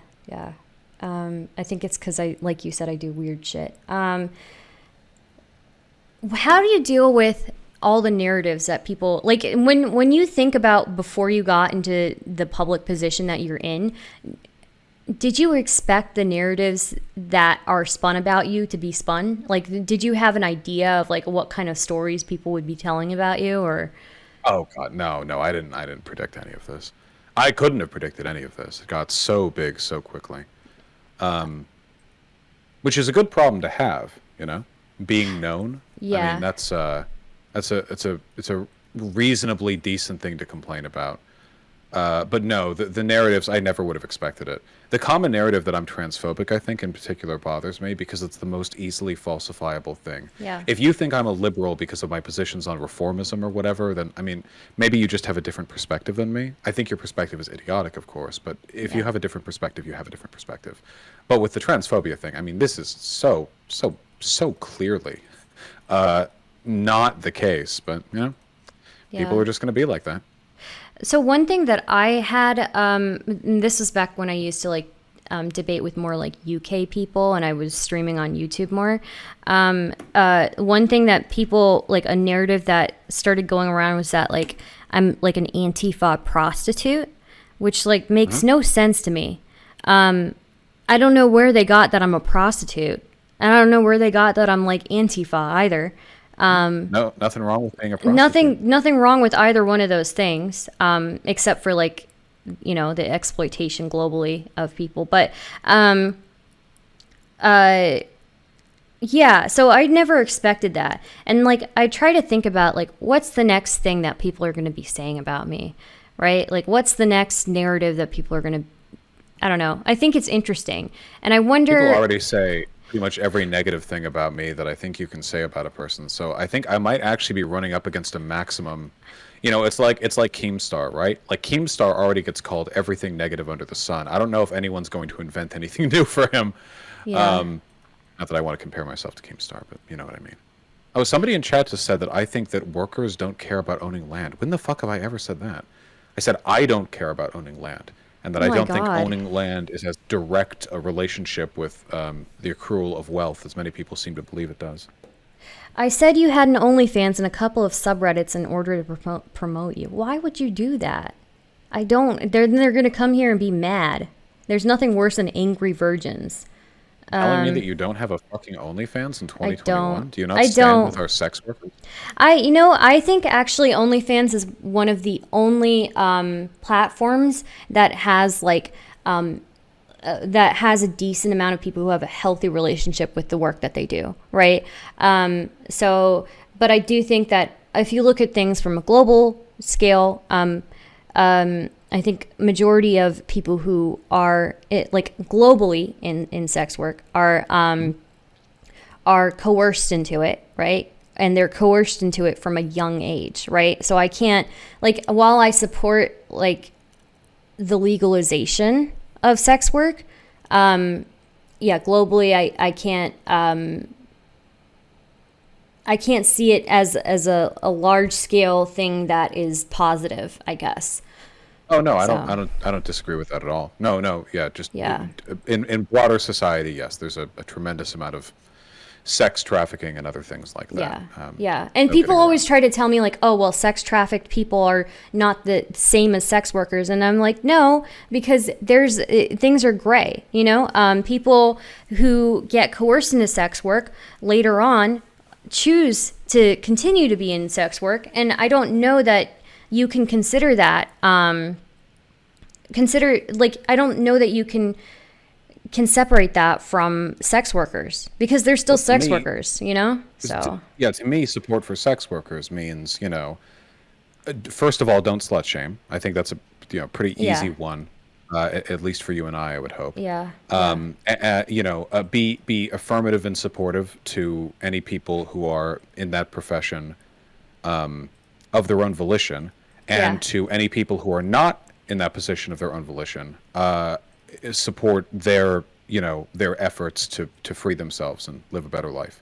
Yeah. I definitely like for people should be able to, I'm anti slut shaming for sure, and I think that we should be supportive of people who are in that industry, but I think like I don't know, I always find it kind of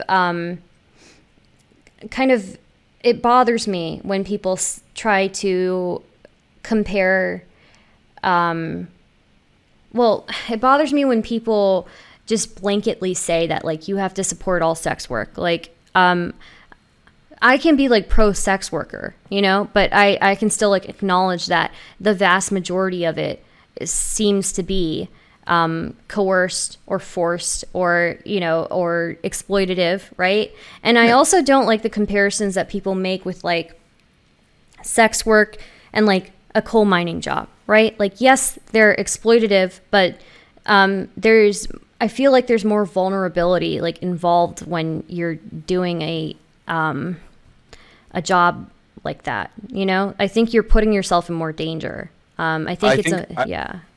I think it's a moral argument, right? So Yeah. I agree with the moral argument you've critiqued, but I disagree with the practical. So practically speaking, sex work obviously involves a much more direct and vulnerable, not to say coal mining's not dangerous, because sure as shit is, but there are obviously risks associated with sex work, which are so, Yeah. so substantial and so unique to that particular thing. but the moral argument to me, I think, is some people say that like sex work is immoral because you're selling your body or whatever, and I think that's ridiculous because we all sell our bodies, for labor.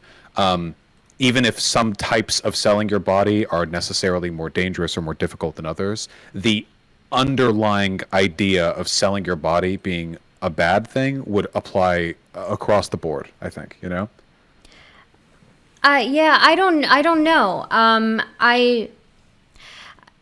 don't know. I feel like I still would put sex work, like I'm not putting it, I would say that man, this is hard for me to like kind of like verbalize, but I would say that sex work,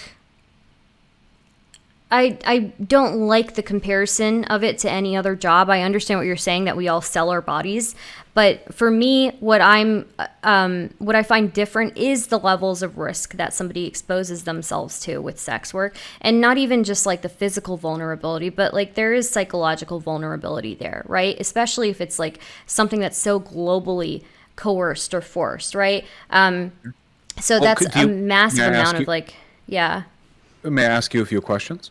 yeah, sure, Let's talk hypotheticals to yeah, isolate variables, okay? yeah. Let's say we're in the future, we can somehow guarantee that sex work is, with all other forms of manual labor, objectively, physically unharmful, I don't know how you would do this exactly. I'm Maybe sorry. sex workers are, Can you repeat it one more time? I got distracted by chat for a second. Sorry. yes. Let's say it's in the future and somehow, technologically, socially, whatever, we've made it so that all jobs are equally physically unharmful. So whether you are a cashier or an escort, there is no chance of any physical risk to your body whatsoever. I don't know how you do this. Guards, or maybe everyone is like, they're all androids and we all have resurrection protocols or something. Just imagine whatever you need to. In a situation like that, let's say you have an 18-year-old daughter, and and she's talking about her interests and careers, and she's like, I think I want to suck dick for a living. Do you have any moral reservations about that, as compared to you would for any other type of manual labor, like say being a massage therapist or a physical trainer? Yes. May I ask why? I think that she would still be, I don't know, exposing herself to being taken advantage of, right? Like you're saying, physically the risks aren't there, but somebody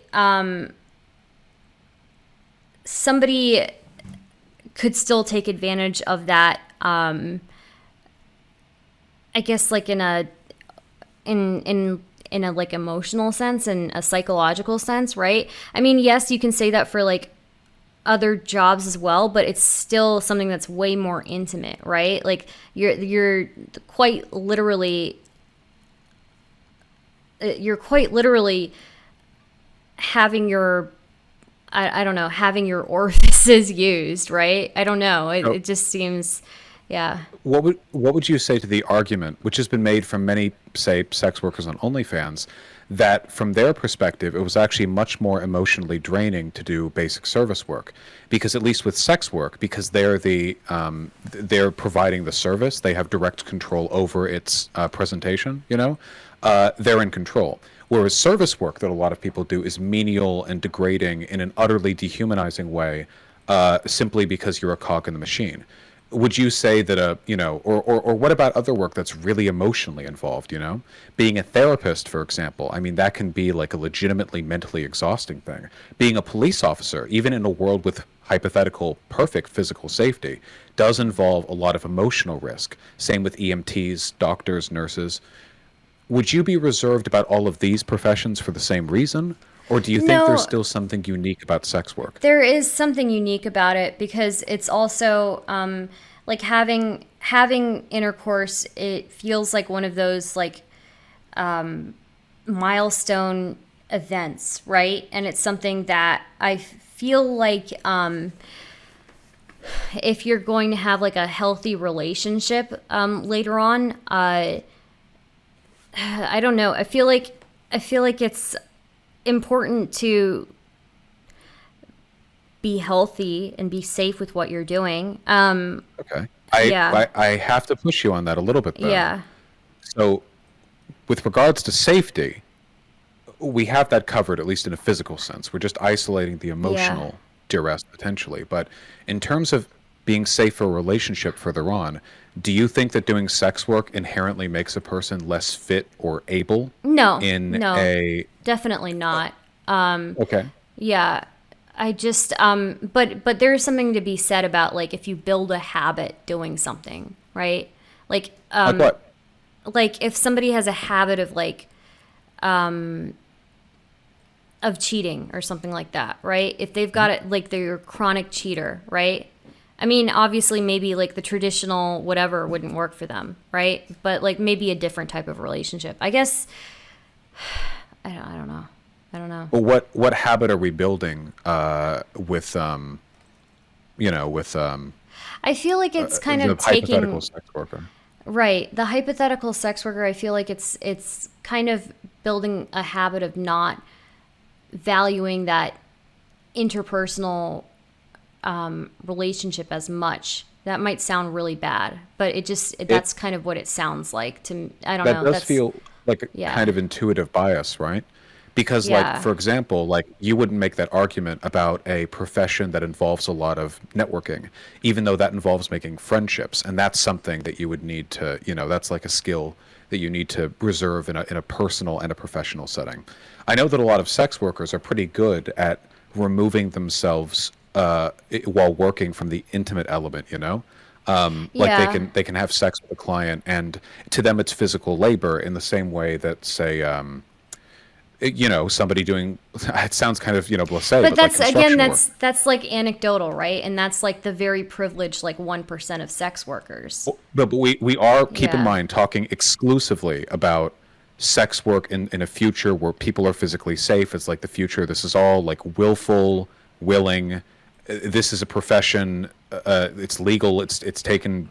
It's just another thing that you can do. So we're talking about this in what you would currently describe to be the best case scenario. It seems to me like there are a lot of emotional risks associated with sex work, but they're ones that exist in a lot of other professions we consider more legitimate, like therapy, for example, or, God, being an EMT. Have you ever talked to an EMT? These Yeah. people are fucked for the stuff they've seen, but we would never say, like, I wouldn't want my daughter to be an emergency medical technician because I think she should save her emotional pliability for relationships. Like, that'd be kind of weird. Well, I mean, I think yeah, I mean, I understand that, but I guess with like this hypothetical, it's I don't know if like everybody had the ability to do OnlyFans and be their own boss, then that would be great. But like even I don't see that ever happening. Like, I like to be frank with you. Like, I don't see that ever happening, ever being like an option. I don't see a world where people are not being coerced into that, because if that is the reality, that majority of people are coerced into it somehow, then that is the reality, right? Sure, but we're talking Yeah. about the hypothetical, right? I mean, in the real world today, sure, but you can't imagine a future world where sex work is just another physical thing that people can do as part of a profession. I would I say it's like super. I would say that it would exist, but maybe people participating in it would be like probably very rare, right? Maybe. I mean, I don't know. There are plenty of massage therapists around today. It's really just a kind of advanced massage therapy, as I see it, right? And there are even sex therapists that work legally in the world today in some places, where they essentially do the work of a therapist in a sexual context. Oftentimes for like disabled people or people who are, for some reason, socially incapable of finding partnership themselves. And that's sometimes considered a more acceptable profession. But I think in that case, it's often the charitability that makes people more amicable to it. The idea that you're helping out some people who need it, as opposed to oftentimes sex work is just a person wanted like some pussy. I mean, I won't lie. I think you have some biases here that, at least in my opinion, aren't fully justified. But I guess I'll open and say that I also feel that way, if I had a young daughter who was saying she wanted to get into sex work, even if I could somehow isolate all of the physical variables, Yeah. I admit I would still feel some trepidation about it. I Well, I think mean, that's out of social bias. I don't think that's rational of me, but no, it's something I try to think about. I think it is rational because just like people when they become involved in like intimately with somebody, at least most like women, I are have trouble like separating themselves emotionally from someone when they it's like the friends with benefits situation, right? Like a lot of Well, women get into those and are I don't think you know sex work necessarily entails emotional involvement. I mean, uh you have sex with them, but I mean, couldn't did the risk of wait isn't emotional this involvement happen? contradicting what we were saying? There's emotional vulnerability, like you just admitted that, right? Yeah, but there is with like service work jobs. But uh you're talking not just about vulnerability, but the potential for like forming a relationship and well yeah, or like catching feelings essentially, right? not even, I mean, yeah, it could be catching feelings, but it could be like I mean, it's just emotional attachment or like feeling like you've been used emotionally, right? Like it happens Would it all the I don't time with like even with with like sex work? casual no with casual relationships, right? Like with like again friends with benefit situations, right? Where women go in Sure. thinking that like, oh yeah, I can totally detach from this, like it's FWB, right? And then they find out later that like, oh fuck, like I caught feelings for this person, right? Yeah, but I think you could apply that to a lot. The emotional catharsis that you feel when saving a person's life is probably far more significant than just having sex with them, right? Like, I can tell you that if, like, say, I'm using the EMT example again because it's a very difficult job. If I, like, saved a person's life, like, I feel like that's a connection, like, that would be something that would linger with me for the rest of my life. But I've had sex with lots of people, and a lot of them, I don't even remember their names. So, I mean, I feel like this is, and again, I'm not trying to be disrespectful, but I feel like you might be projecting your feelings about sex onto the way a lot of sex workers do, where in a healthy context, they really do think of it just as a job. And a lot of the emotional vulnerability that you're describing seems to be present in a lot of other professions that we don't have these trepidations about. Dude, your chat is fuming at me. Holy shit! I gotta wonder why. It's I think a lot of them I don't know. Wait, Like totally like look at chats like uniformly people who are seething and me mentioning that have sex with people. Holy fuck! Hey guys, you think that may be humble bragging, but like in normal conversation, that shit comes up. You being insecure about it isn't my problem. Okay, go chill. All right. Holy fuck! yeah. Jesus Christ! I'm Star's not even challenging Vaush. Okay. Well, I think well, it's not the first time that I've had this conversation or anything, and Yeah. it also I'm also affected by my biases. I just don't think of sex as a romance thing at all. I think that sex is a fun thing that you can do with friends. But I've It had sex can with be. It can be yeah, 100%, but like but I think also that's your perspective, right? Like there are sure. differences and this another controversial take, but there are differences in like how men and women approach sex, right? You acknowledge that it's possible that people could form strong emotional bonds in other professions like therapy. Oh yeah, 100%. But it's still not the same type of connection that you have with somebody when you've like physically shared yourself with them, right? Again, that really depends because I feel like if I did therapy for a motherfucker, that would be like way more emotionally engaging for me than having sex with them for sure. It seems to me like this is just like a profession thing. Like some people are going to be cut out for sex work, like for some people that's just going to be a thing they can handle well. They're going to have a good instinct for it. They're able to navigate the difficulties of the job, which every job has, and some people probably aren't. I'm not saying that every person could get into sex work and have a good time or do a good job. I'm just saying that I think that that's the case with a lot of professions, and we should treat it as a neutral option among other similar things, you know? Yeah, I mean, I'm not against it existing for people who are well suited for that job, 100%. But I would still say that the vast majority of people involved in it are probably not well suited for it. And the vast majority of people involved in it today are not in it completely out of their own like volunteering to be in it, right? Well, I'm not disagreeing at all with the Yeah. latter point. But what you're saying to the first is that it's a difficult job that only some people are cut out to do. But I agree with that. I would never disagree with that. I'm not saying everyone could be a sex worker, you know? If you're easy to catch feelings for somebody who's like smacking their dick against your face, then you're probably not. Yeah. You probably shouldn't be one. But if you're not that type of person, if you're fairly blasé about the relationship between sex and feelings, which some people, including women, are, it seems to me like something you could, you know, just seems like a talent that you could have. If you're really good at sex, I mean, you might as well make money from it, right? If you think that you're acclimated to that kind of stuff without it being harmful to you emotionally. And I do not want to enable the idea that sex work is inherently emotionally harmful to women. I have a feeling that some people in your chat are going to believe that's the case, but that is certainly not. It's a very conservative moralist position that I don't think is justified at all in like literature. Like, I'm sorry, that it's emotionally harmful? That sex work is inherently emotionally damaging to women. I don't believe that's the case. I don't think it's I don't know about inherently. I think that though there is a trend in how different people react to things like intercourse, right? And I think it would be like foolish for me to not acknowledge that trend, right? Sure, but most people aren't emotionally cut out to do, I think, most like skilled jobs, right? Like live streaming, holy shit.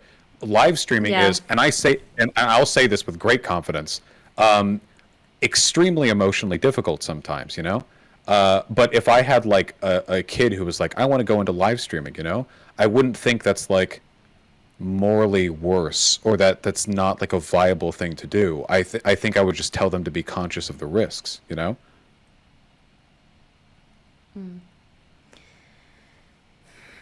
I don't know. I just don't. I think it's important to like value every like I don't know if you have these interactions with people to like really value them. I mean, I understand that there's Facts. necessity. Yeah. I mean, I think you're giving yourself and somebody else is like, giving themselves as well, right? Yeah, But I don't think I've ever given myself to like a Tinder hookup or whatever. I mean, I had sex with them. I I think that's mean, a very when I much was like your young, look, perspective on look, it. when I was younger, I was less emotionally attached to things, right? And I'm not knocking like your, whatever you choose to do in your life. I think people should be able to sleep with whoever they want. I think that, we were all, I don't know, when I was younger, I got up to trouble. But I do think that regardless, you can still, do those things and still value the hookup that you're having, right? As like value the very unique interaction that you have with them, right? Like And that's you still value work that you something. do? Um, I, I Like if you're a guess. sculptor, even if you're producing something on commission, you can still value every second that you put into that. And you can, I think, as a sex worker, value the sex that you have without it being like a something that you have to reserve uniquely for people that you have romantic feelings towards, which I think is what you're implying here, No, you right? I don't mean, need you're to. It doesn't even need to be romantic. Like, I mean, even like in a friendship sense, right? Or even like a just person to person sense, right? And I think when you bring like work into it, I think it definitely, I don't know. I feel like when you bring work into it, it's not as as meaningful, I guess. well, Whatever it interaction you have, right? yeah, but that's the case with everything that you do for work, right? Like it's more meaningful to me to do things with my friends, but I also have to do them for work. I stream for work. I play video games on stream for work. It's more meaningful to do that with my friends. I think you just put sex in its own unique category of human behavior, in a way that I suppose I just don't. I don't know. Maybe who knows? Maybe I'm backwards. Who I don't think knows? that you're backwards. I think, I mean, I do think that this is a fairly moralistic view of sex, but like I said, I also have some trepidations about it. So I think it's a bias that we share. We might not agree on whether or not it's a bias, you know? Yeah, yeah. Hey, wait, hold on. RJCA, okay? You want to mold like crazy? I've seen 1,000 people like you in chats. You know what you would do if you came up here? You'd get wrecked, like everybody else, okay?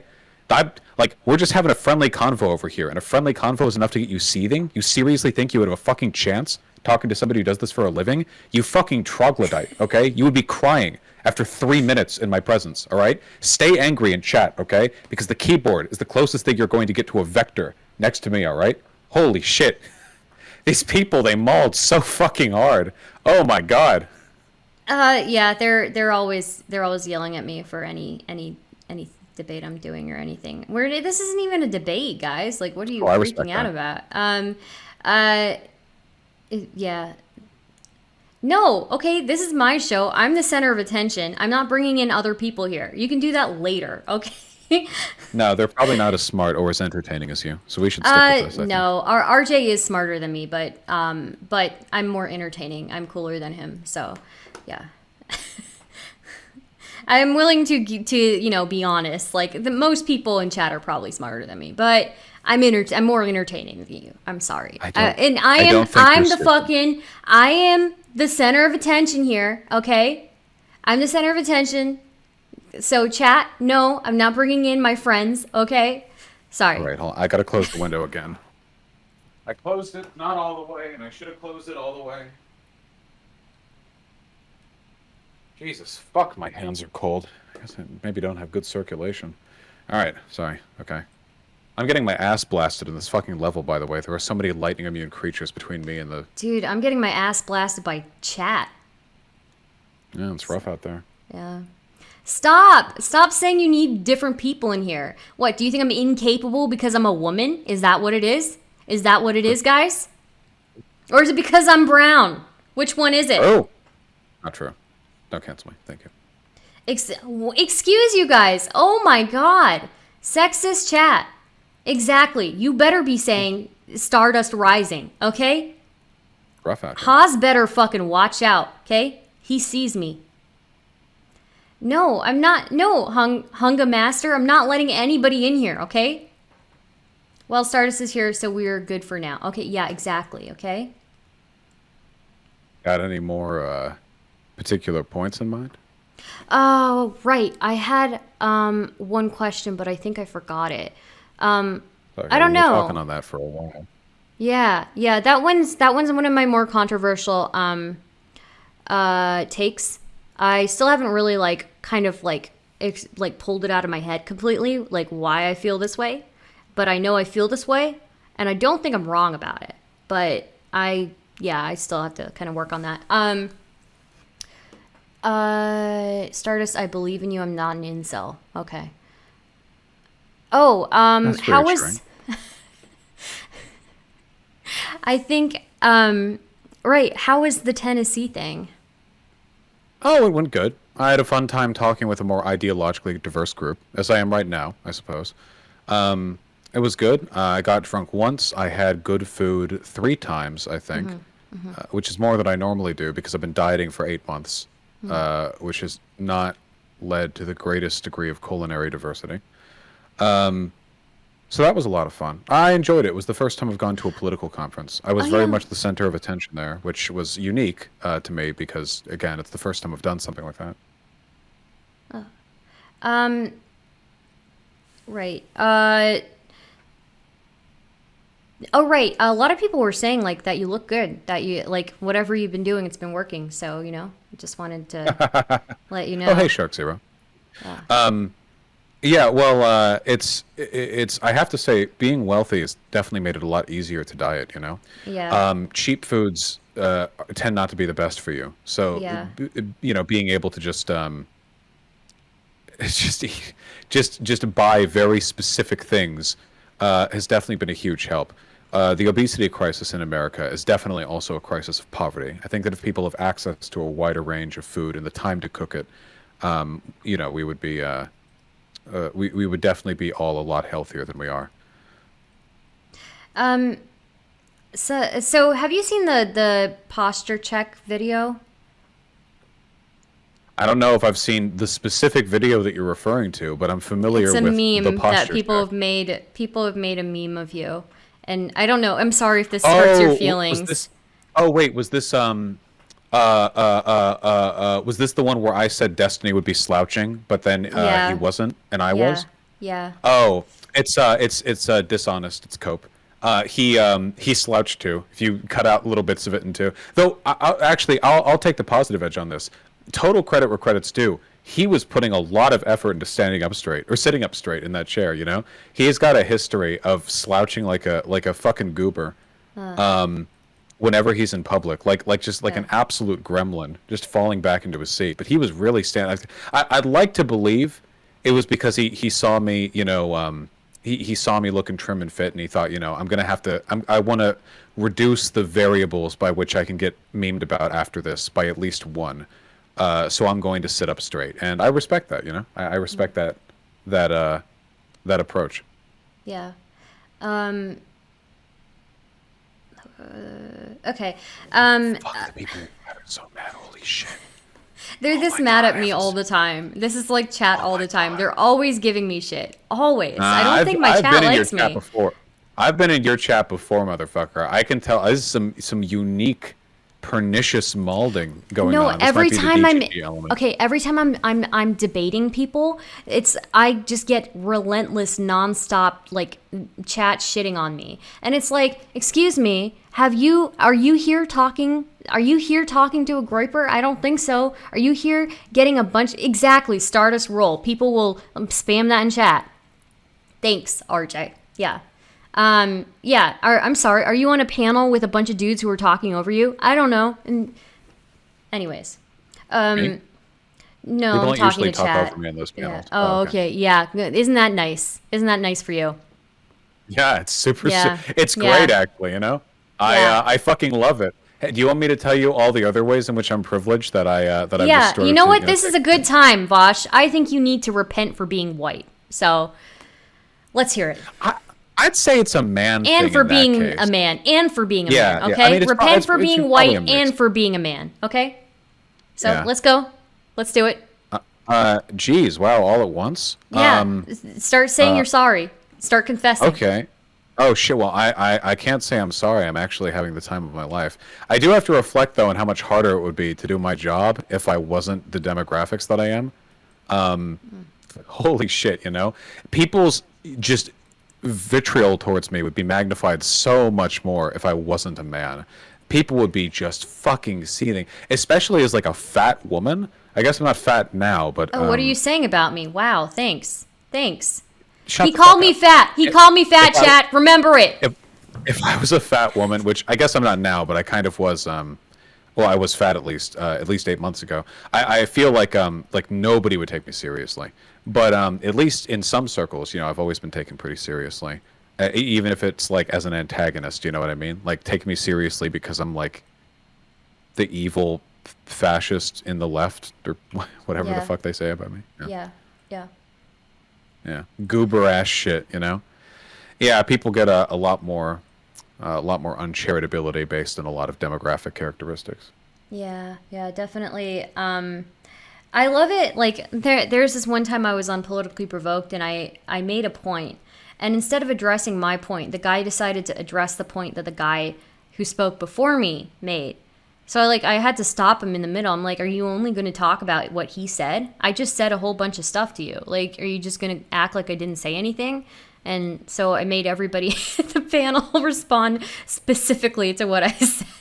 Was I that don't made know. into a YouTube video? Because I feel like I've seen that, or I feel like I have a memory of you doing that. I don't know. I don't think not on my channel at least. Maybe into somebody else's channel.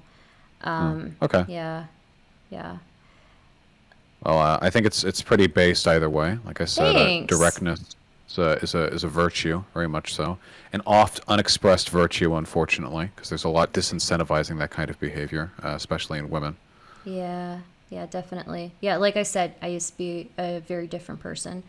So, Are you happy that you've changed in this respect, or is it kind of a wars changed you sort of thing, where you're not happy about the ways in which your behavior has changed? I think I'm actually pretty happy with it. I think that already, you know, being socialized as a woman does make you more like timid and makes you more willing to like just take things, right, and lay down and take things, right. And I think especially also coming from like the background that I come with from, it made me like even more so, you know. Right. Like being, you know, South Asian and from a Muslim background, like definitely made me even more so of somebody who just kind of like is a doormat for everybody. So, yeah, I definitely do But wait, think, by the way, to be clear, I'm sorry, I'm just really curious because yeah, I wanted to know earlier. Were you born in the States, or yes, whichever yes. country you're in now? Okay, okay. So it was like Yeah, I'm in your the parents States. or Yeah, your. my Okay, gotcha. parents. Yeah, yeah. So I think that definitely, like, yeah, that definitely affected how I interacted with other people, how much shit I was willing to take. Which, to be fair, like when I'm not streaming, I think I still take a lot of shit, but I'm working on it. I think it's good. I think it's really good. I'm happy to hear that. You should be Yeah, proud of changes like that. yeah. Thank you. I appreciate that. You know what they said? It's one of my favorite quotes. It's to change is to suffer, for man is both the sculpture and the sculptor, or something like that. I'm rather fond of that one. Oh, anyway, yeah, change is difficult, but it has to happen. Yeah, yeah, definitely. I guess it I guess that also like when it comes to like arguing with people who like I don't know are known for doxing and stuff, Hmm. or known for just like making really fucked up threats. I feel like I don't have that much to lose, you know. So when I don't know, I think the average person would probably be more discerning with like the groups of people they argue with. But Maybe. I don't know. I feel like I realized I don't really have much to lose. So, Do you yeah. think that is that some like nihilistic, I have nothing to live for shit, or are you saying that it's just not something that you fear very much? Um. I don't think it's nihilistic as much as it's. Well, I see. Like, I care if like would something would happen with my family, but for me, I guess I really just don't have anything to lose. Really, I don't know. There's not much in my life. I feel like that would be that affected by it. Hmm. Yeah, I don't know. Well, I hope that your bravery is well informed. There is, of course, a big difference between bravery and just not caring about the things you lose. So hopefully that Yeah, your considerations here are well measured. yeah. Hopefully, hopefully. I believe in you. Yeah. Thanks. We'll see.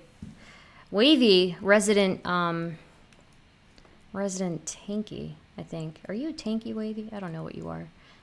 Oh, then they probably don't like me very much. No, So I I'm not don't a big know. fan of China. Don't read wavy posts. Okay, RJ. Is there anything you want to say? Say something, RJ. You know what? No, I'm mad at Wavy. He kept spamming infrared links in my Discord server. So, What a wonderful community. yeah, and that's my friend. You were my friend, Wavy. And you know what happened between us. So, yeah. Um, RJ is drunk, just FYI. Oh, that's good to know. Okay, now it makes more sense. Ah, it's all coming together. Yeah. Only drunkenness would motivate the fool to challenge me. No, I'm playing it up a little Wavy bit. says he critically supports you, actually. That's wild. Oh, no. Yeah. I love you too, Wavy. How rarely I hear consideration like that. Much appreciated. Infrared unironically has problems with toxic masculinity. You know what? That's what bothers me. People like Haas and people like Zerka, I have met so many of them in my life. And initially you think it's funny, but it's just annoying after a while. And it's That like, to me who? is the big right. Like, how many new media figures do we have to see popping up? And it's like, here's their bit, okay? They pretend to be retarded, but secretly they actually are. Like, how many times have we seen this one play out, huh? Like, you know, it Yeah. not the newest bit. Oh, sorry, Arsler, whatever. Also, sorry for interrupting. I'm sorry for a few things. I'm No, it's white. My okay. It's apologies. okay. Yeah, yeah. Apologize for being white. I wasn't even going there. I was going to say their performative masculinity. You know, that's the thing that grinds my gears. Like, don't get me wrong. I like a masculine person, but the way that they do it is just so Insecure. It's so it's insecure. entitled. It's like insecure and entitled, right? It's like, who are you to tell me what I can do? Like, what's going on here? You know? But yeah. It's really embarrassing. Dude, that clip of like, oh yeah, I don't eat pussy. I don't care if other women come. Jesus. Yeah.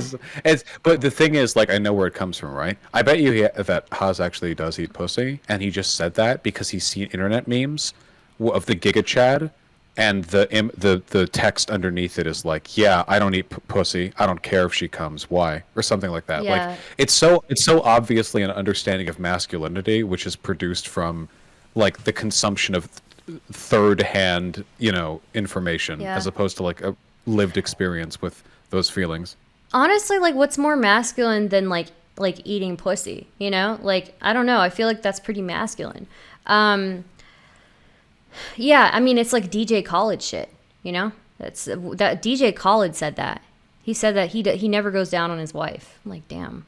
It's just like really embarrassing. Because all I think of when I hear that, by the way, is like grade school boys with cooties or whatever. It reminds me of all the conversations I had with other boys in middle school when none of us had had sex, where they're like, "Yeah, dude, I don't even care. I wouldn't even eat pussy. That's gross. They pee out of there," like some dumb shit like that. And all it reminds me of is all of the bluster and bravado and stupidity of like young boys. Yeah. He's like an older dude. I don't think he's as old as me, but he's an adult certainly. Oh my gosh, Cherry is on point with it. Nicki Minaj said, "Ain't no fat blank telling me what he ain't eating." True, very true. Applying the N word is basically just like saying, okay, you're still canceled. Well, Um, well, I think Cherry can say it if she wanted to, but oh, is Cherry, of a darker tone? yeah, Is it she permitted? is. Yeah, she is. Oh, Yeah, ooh, we've pardon got me for like assuming. yeah, we've got the minority female POC alliance going on. So yeah, Damn.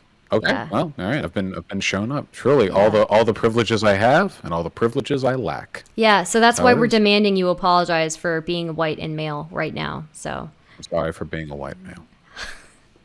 thank you. I appreciate that. Very kind. No problem.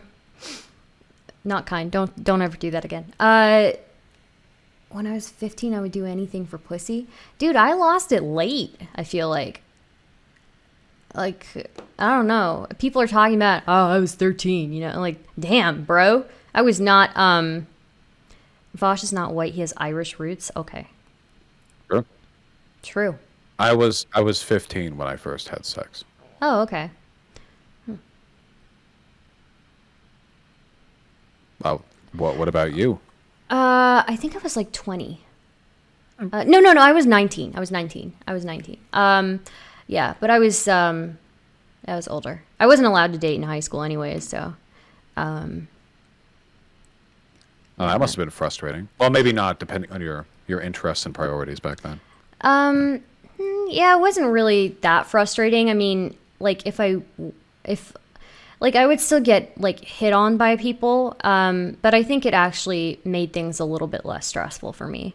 So, Like you couldn't, like it wasn't even like a thing you had to consider because you weren't even in that world. yeah, I guess. I don't know. I still considered it, but it was like there wasn't this pressure of feeling like you had to be in a relationship. Like a lot of kids get into that thought where they like have to be in a relationship that's like such an integral part of like who they are as a person. So I think that it was good for me in that aspect, especially girls There's- really get into that. So Yeah, which is funny, of course, but because like young relationships are fucking bullshit. It's yeah, incredibly stupid. It's like nothing, it's like there's barely even any connection. It's just like two like fucking idiots, like sit next to each other and they go to a movie once and then they talk about like true love or whatever. Yeah, yeah, not missing out on too much. People idealize the fuck out of young love, but yeah, yeah, it doesn't really compare, I think, to the to like growing a little bit older and actually learning who's yeah, good for you and yeah, stuff like that. yeah, definitely. What are your thoughts on soaking? You know what? Honest to God, they found a kinky way to have sex without having sex. God Yeah, bless them. I hope they're having fun. I do have to say though, I am astounded by how arrogant you have to believe. You have to be to believe you can trick God. Where does that come yeah. from? I don't know. Like, God definitely feels that. If God's everywhere, yeah, He's in your vagina, dude. it's If He's, God. it's God. It's not the state. It's omniscient God. You can't trick God. Well, I don't know like how delusional you have to be. Well, they're very horny. That's the thing. Okay. I don't know how horny and delusional you have to be to think like, yeah, my immortal soul is worth this. I don't know how much they really. I feel like a lot of religious belief for a lot of people is like this 50-50 thing. Like when they do something nice, then they praise Christ for the motivation, and when they do something bad, it's like, yeah, whatever, I'll repent later. But they don't have like a very strong commitment to the real ins and outs, I think, of being deeply, deeply religious. Because if you did, you'd go Yeah, fucking insane, right? I mean, holy shit, everyone has to yeah, compromise on that shit. But soaking yeah, sounds fun. Like I gotta wonder about soaking too, like the experience. I mean, really think about it, right? First of all, how long can you stay hard? Because like pussies feel great and everything, but I feel like if I was just sitting there like motionless on top of a girl for like 5, 10, 15 minutes, like I feel like eventually, Well, that's why you get a partner, a soaking partner who jumps on the bed. right, the bounce, yeah, okay, that's kinky. You know? That's kinky. You're involving another person in what is essentially a threesome. It's like a yeah, it's like a extra. That's kinky. Hmm. I would do that, you know? I would do a threesome. I would find the people on Tinder, and I'd be like, "Yeah, this is how we're doing it." And they would ask me why, and I'd say, "I don't know. I just want to see what the Mormons. I just want to see what it feels I want like." to see what it's about. I want to see what's Yeah, what's I going want like on. Yeah. it might be they're doing it not because they think they've fooled God, but because this is objectively the best way to have sex. And if they are, I don't want to miss out on that. I don't want to be one-upped by Mormons sexually. God, what an embarrassment that would be. Yeah. Cherry says the third friend is selfless. What a friend. Friend of the year. Yo, Cherry, if you ever want to try that, I'll be the person who jumps on the bed, and it won't be weird. I promise, because I will look the other way. Okay? And I'll plug my ears. Yeah. And that's gotta feel so like if you're the person jumping on the bed too, like especially if you've had sex before, you know how sex feels. I mean, you're not just some like complete alien to the subject. I mean, every time you're jumping on the bed, Yeah. you are facilitating the thrust. And like it's in a way it's like you're thrusting. Like Oh you shit. might as well have your You're hands right. on like I'd be the one dude's fucking. ass. Oh my Yeah. god. Yeah, you might as well have your hands on his ass cheeks and like push him forward and then pull him back. It Like might as well be my dick. Like that would yeah, be my dick going into somebody else. you're basically like you have a dildo in one hand and a fleshlight in the other, and you're just smacking them against each other like vigorously. You know what I mean? Yeah, I guess so. That's like one way to do it, I guess. That's hot. Okay. I have a question, and I asked this of IRI the other day. I don't know if he's still here, but if you like, how people are growing meat and stuff, or like they can grow meat and stuff, and you can grow, You mean like lab grown meat? yeah, lab grown meat, right? And you can grow it off of your own DNA too, right? So if you grow, let's say you grow your neighbor's penis. Your neighbor leaves like a piece of hair or something, so you have his DNA, and you grow his penis in your home meat lab, right? And you decide to surgically attach it to your forehead, Uh-huh. And then you're walking around with your neighbor's penis on your forehead, and your neighbor sees it, and your neighbor's like, "Yo, what are you doing with my dick?" And you're like, "Oh, this is my penis, my forehead penis, or whatever," right? You've surgically attached it. Anyways, and then he gets super mad. He's like, "I don't want everybody seeing my dick. You got to take that dick off your forehead." And you're like, "No, I grew this dick. This is my dick. I put the work into it." Whose property is the dick? So I understand that what you just said was unbelievably stupid, and nothing can take away from that fact. However, you're actually talking about legal ownership of one's likeness, which is a real and controversial legal issue that I don't have any strong answers on.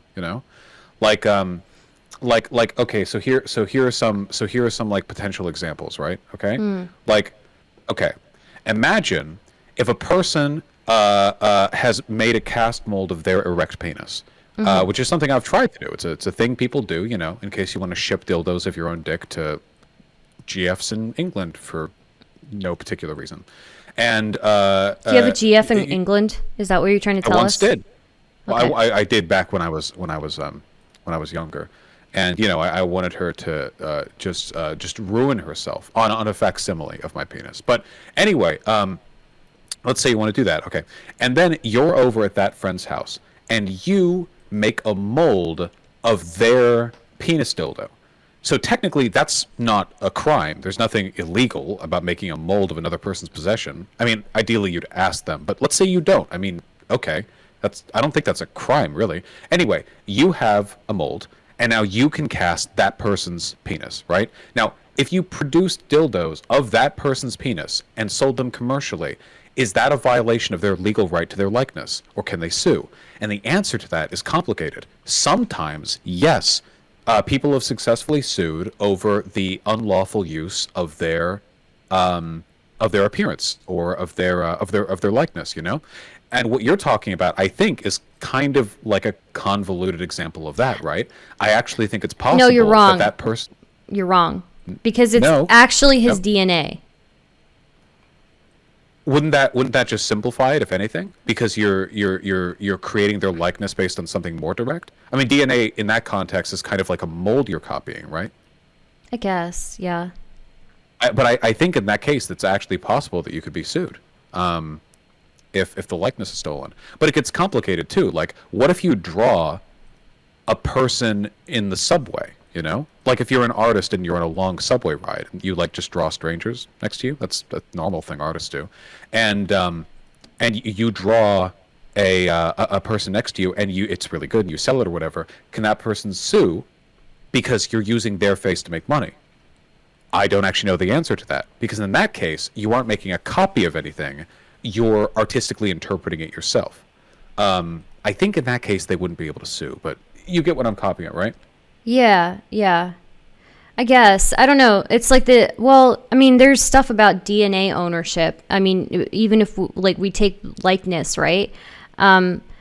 Still, technically it would be attached to your forehead, right? It's your property. If it's attached to your body, you've provided the nutrients for this penis to exist on your forehead, right? Yeah, and additionally, I mean, if it's literally attached to your forehead, I mean, yeah, that's true. Also, to what degree of arbitrariness is this? What if you use a person's DNA to grow an extra organ for yourself? Do they have more of a right to complain about the penis because it's visual, or because it's like a genitalia, or is it just derived from the fact that it's their organ at all? I don't know. Okay, if somebody, I genuinely don't. Yeah. If somebody takes horse DNA and grows a horse dick, right, in their meat lab, and then they decide to bang the horse dick, is that bestiality? Bang the horse with the horse dick. No horse. It's just they grow the just horse dick. Their dick. Yeah, well, they make a clone of the dick. Yeah. I'd have to hope for my own sake that wouldn't be ruled bestiality. Okay. My dreams, Yeah. Okay. Okay, say that there's I'm sorry, I'm just bringing all the hypotheticals that I have. Say that there's a guy, his name is Bob, right? and he has like a magical butthole, right? And so what happens is one day this guy, give me a name, chat. Who's the other guy's name? Douglas. RJ. I'm going to say the other guy is RJ. So RJ and Bob, okay? Bob has a magical butthole, okay? And then RJ, he's walking by one day and he accidentally falls into Bob's butthole, right? And he gets teleported, not even teleported, like there's like a wormhole in Bob's butthole, right? Bob doesn't even notice that there's a wormhole, but the wormhole takes him to like a really nice farm, right? And he can't figure his way out. So he has to stay there for like a year or two, like farming and like making sure the crops grow, you know, because that's how he's going to eat. And then one day he finds a way out of the wormhole, right? And he has, you know, he's made his life there for like 2 years, right? And he's you know, he's got a good farm, so he starts selling the crops that he grows on that farm. And he still lives in the farm, right? He just knows how to get out, right?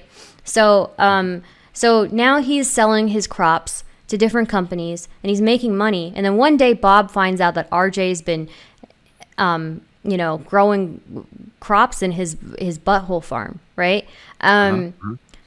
So Bob's super fucking mad. He's like, yo, I should be getting some of that money, you know? And it's my body, you know? And then RJ's like, no, I mix my labor with the land. This is my farm, you know? So, what do you think? Who should get the money? Well, if it's a wormhole, then the land doesn't belong to the person whose butthole just happens to be a portal to it, right? Well, if it's it a exists. wormhole, It exists in the farm is still existing within Bob's ass. It's just a wormhole to make RJ go to the farm specifically. so it's like a pocket dimension, basically, Yeah, like yeah. like a bag of holding in Dungeons and Dragons. Okay, Yeah. okay, well that changes it, I think. At least legally. I mean, I think with the laws we have currently, I don't know if there's any law we have currently that would cover anything even remotely like this. But You know, Bastiat so refused to answer this question, by the way. so if you have a tract of land that a person owns, but they are not aware of the ownership, but a person has been working on that land for a time, I think that person would legally be considered an occupant of that territory. I think that like tenants' rights are pretty strong in the United States in some respects, and I think that if they'd been in that land for some time, they would have a right to live there unless they were given the legally allotted time to vacate those properties, depending on whether or not the courts would But it's determine Bob's that land to body. be It's his body, his right. Maybe he wants RJ to get out. get out immediately. Well, I guess it would come down to the legal nuance of whether or not they considered that land to be a part of Bob's body, or whether it was simply an area that Bob's body gave access to. And I think that would end up sort of determining the legal fate of that question. Yeah, but it would definitely give the courts a tough day. I'll say that much. That would not be a fun one for the No. clerks who have to run off and find precedent. It's his bodily autonomy, man. So this is the abortion analogy, I'm assuming. It's abortion versus I don't know how you determine whose property something is, right? I think you'd have to determine whether or not it's really bodily autonomy, right? Or whether we're just talking about a physical location that is just supernaturally connected to a person's body. You know, we talk about bodily autonomy with women because we don't have any metaphysical way for a woman to escape the physical relationship they have with the fact that they have a fetus growing in them.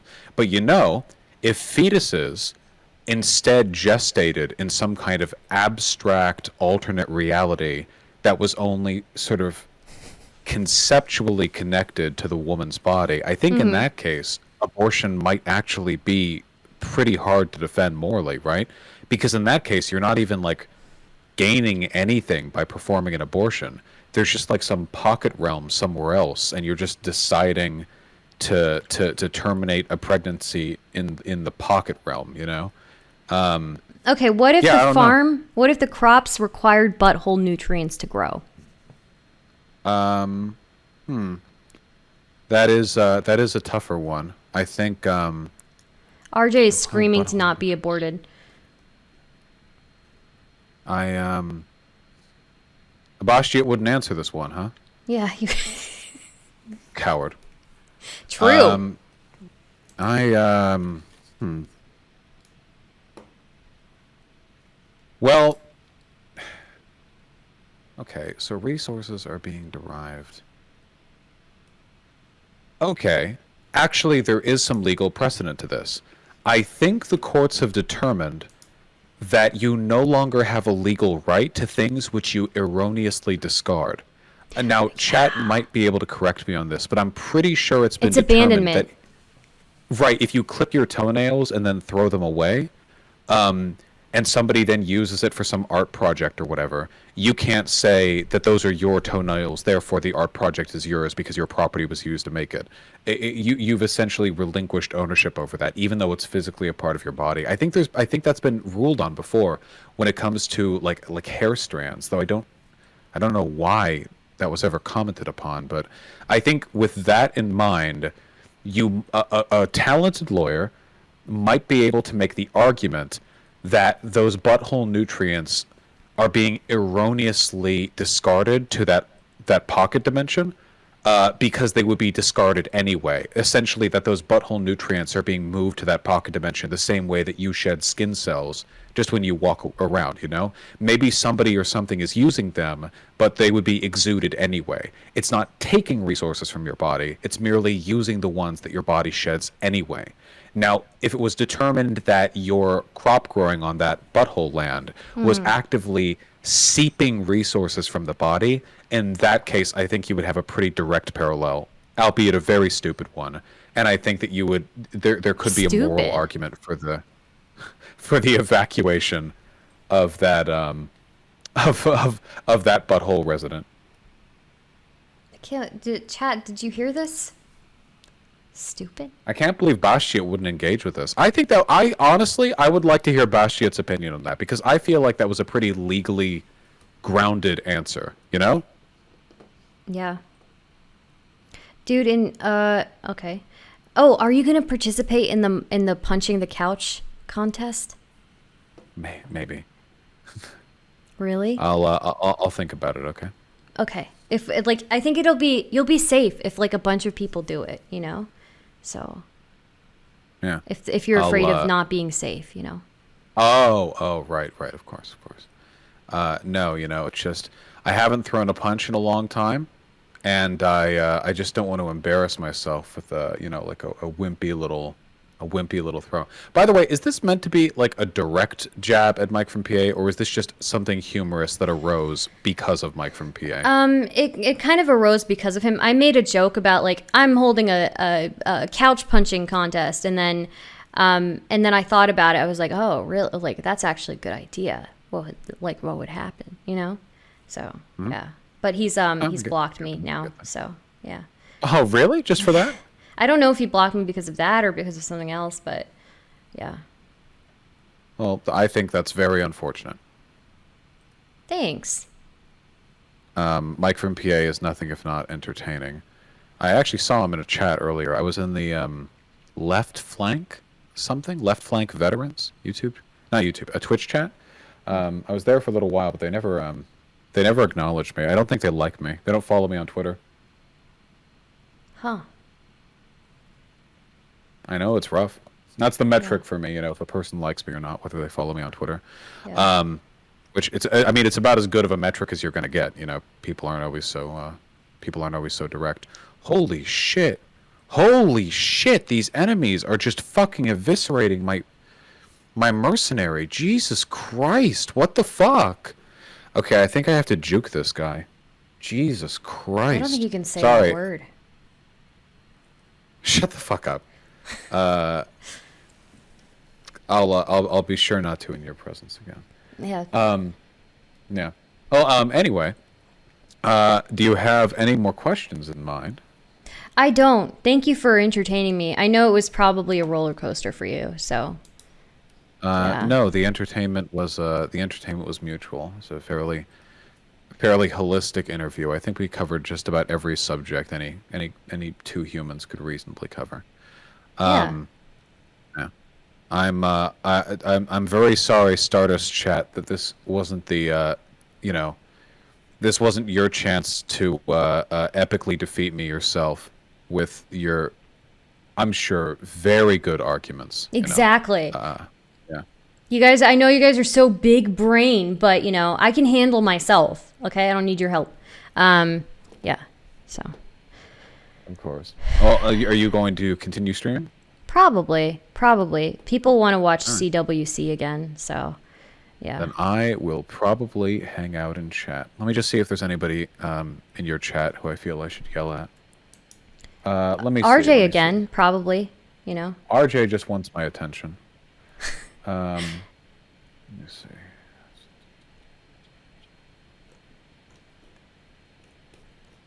No, I think they're okay. All right. Thank you for the chat. I hope you Yeah. have a wonderful evening. Thank you. Have a great one. You too. Bye. That was fun, guys.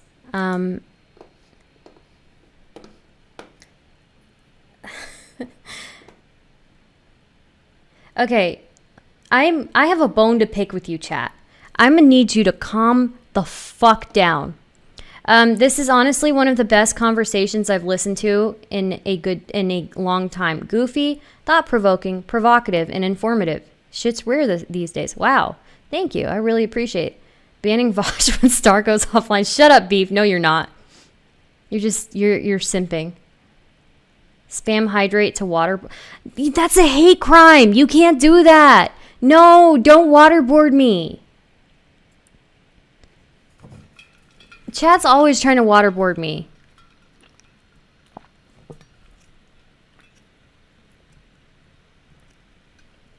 I'm never hosting a meetup, ever. Hey, do you care if I put this convo on Vaush's second channel? No, I don't care. Why?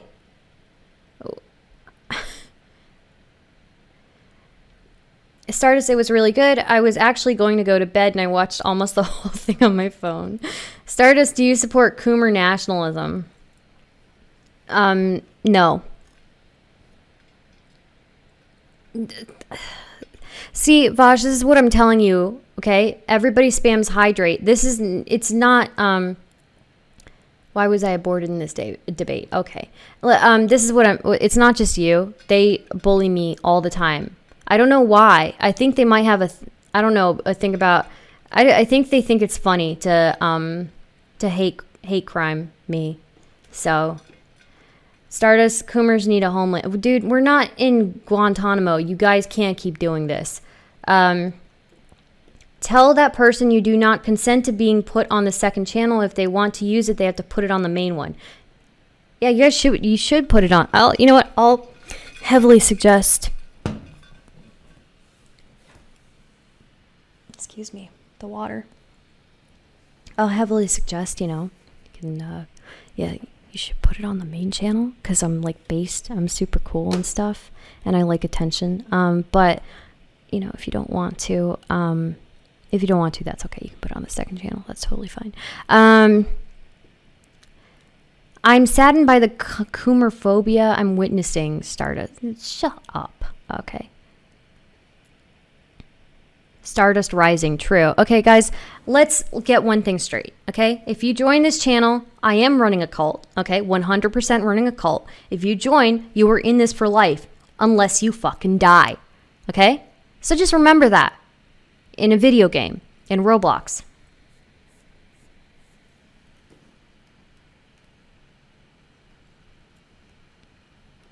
True.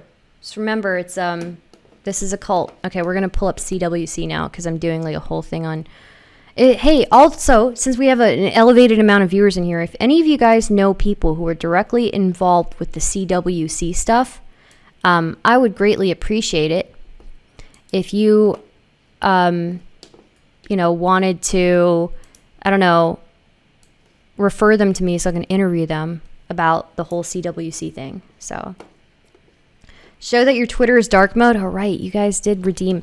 Yeah, so we did 25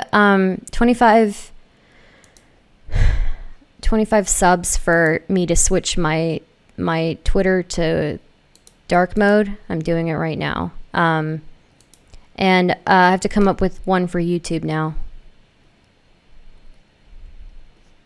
I mean, you could do another 25 subs and I'll switch it back to light stream. Great stream tonight, Stardust. I'm going to bed. Have a good night. Thank you, RJ. Night, night, RJ. Dream of something sweet. Okay. Display. Dark mode. What if I just put it on dim? I could put it on dim. Yeah, how about another 25 to make it actually lights out? How about that? You ever think about that? I bet you didn't think I was going to do that. That wasn't the deal? Well, I didn't even know that it was... Okay, fine. I'll put it into dark mode. Just remember 25 subs to change my Twitter mode of whatever. Fuck. Display. Right, here it is. So if you want to torture chat, you can just donate 25 subs. And definitely going to bed now. Should have gone like 3 hours ago, but this was so entertaining. I'll definitely be catching more streams in the future. Hey, thank you. We only do weird stuff here. What's CWC? Christian. Do you guys know anybody who I want to meet? Well, I don't want to meet, but I want to talk to Clyde Cash. I know he's disappeared, but I think it would be cool. Hey, thanks for the follow. Really appreciate it.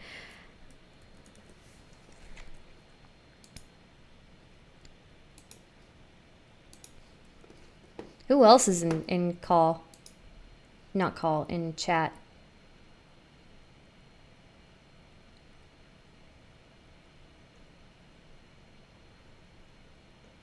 Okay, we're going to do...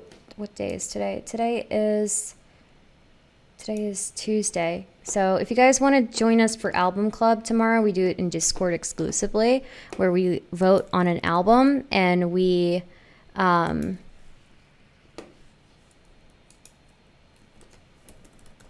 listen to it together before I stream.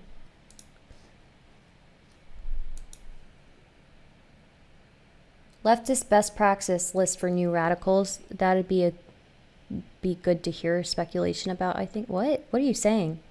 I'm a liberal. I'm a filthy liberal.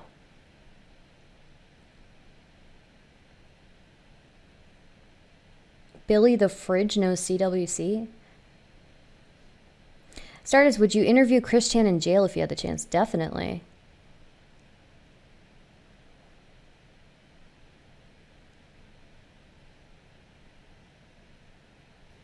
Okay, let me show screen, I guess.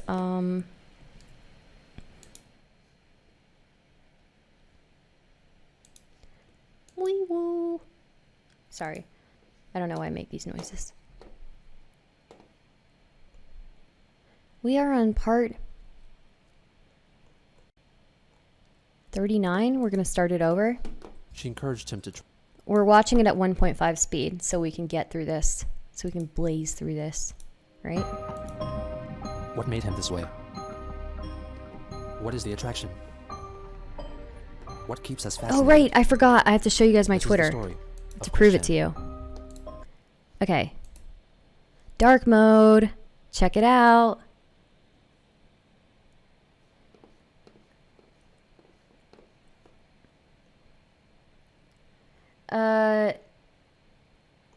Wait, really? Really what? Yeah, dark mode. I did dark mode. Okay. Now, how many subs should I do for YouTube to be in dark mode? Now show us your other Twitter. What's the other Twitter?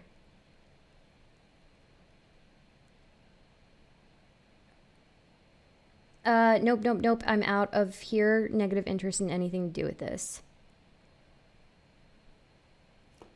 Girl, this is my first stream. What the fuck is going on? How many hours have you sunk into this? Are you okay? I'm not okay. We're watching what happened with Chris Chan. I don't know. I want to, I try to be respectful and all that. But it is like a phenomenon. It's like internet history, No, I'm not dressing like CWC. It's not happening. I'm dressed up like Medusa for Halloween this year. So that's what's going to happen. Because apparently I'm a snake. So.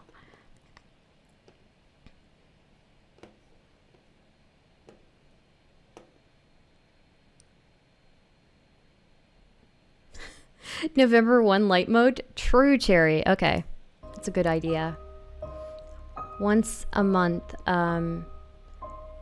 25 subs for me to change Twitter. Good night, On Osseo. October 4th, 2013, Christian's Facebook friend, did see William that. Elliott No, I Waterman, didn't. changed his Facebook profile picture. Chris then left a comment, accusing him of making fun of him by allegedly trying to look like him. 2 days later, Chris began showing his support for the video game-related charity, Extra Life, by liking a video concerning the partnership with PlayStation. He soon after published his charity page on the Extra Life website. Good hoping to night, raise $200 for Explosion UVA Children's 85. Hospital so that he could carry out a 25-hour gaming marathon on November 2nd. Those who successfully raised $200 would receive a special branded t-shirt promoting the cause. On Oh, I October always 11th, forget to Chris say, complained on by the Facebook way, about someone pretending to guys, the original content creator who shared his community with me was Bastiat. Okay, I have to give him a lot of credit. He's like the master. He's like the sensei. Okay, I'm like the student. Okay, just shout out to Bastiat. You guys should go give him some support. I think that's his. Yeah, that's him. Yeah. He was just streaming? No, he wasn't. No fucking way he was just streaming. To be him was sending out an email to his contacts, which concerned his alleged troubles in the Philippines after being mugged. He clarified that the message was falsified since he was still in Ruckersville, Virginia. 2 days later, he announced that he had What? already surpassed his $200 goal for the charity. On the 14th, he reported to his Facebook friends that he developed a squeak in his jaw and self-diagnosed himself with TSJ disorder, which he believed was caused by his mother's constant complaints about her troubled finances. I didn't and her even scabies realize. caused I'm by sorry. flies. He also Okay. started to consider going back Shout online him to look for out. a woman, one who could save him from his situation.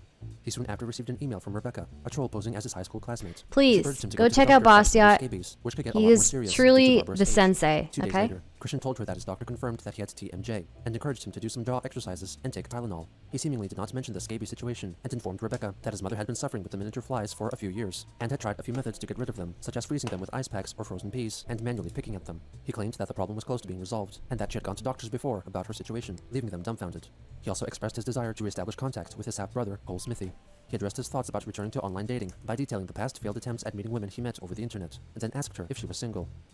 I am a Cinderella and Rapunzel, trapped with the moral obligations and stress of caretaking. Didn't we and guarding watch my this small one? family We watched without being half of stuck it, forcibly okay, due to and I was financial falling problems and asleep. Paranoia of the terrible people, causing me nightmares at Nate times. Swade with school bus lied? trips resulting About in what? driving off the high freeway edges, flying to dive towards a cliff, water, another road, or whatever. The- I'm troubled if- emotionally and mentally, and I desperately, but Here just in time for the Chris Chan content. Bastiat, do you want to call in?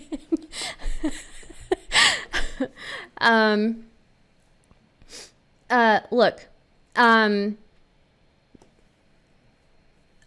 I don't know that the Chris Chan content is actually good for me, or it's actually good for my brand. Okay. I don't know that it's good for my brand. I don't know if it's good for me to maintain followers. It's probably not. I've already had people message me very angrily about me even watching this. Okay? We can talk about it. Talk about what?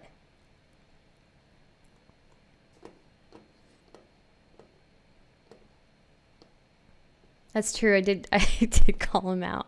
I'm sorry for calling you out, Bastiat. But you know what? You called me out. You called me out, okay? And you accused me of thirst posting, or not thirst posting, but thirst trapping on stream. When you thirst post on Twitter all the time. What's the double standard here, Bastiat?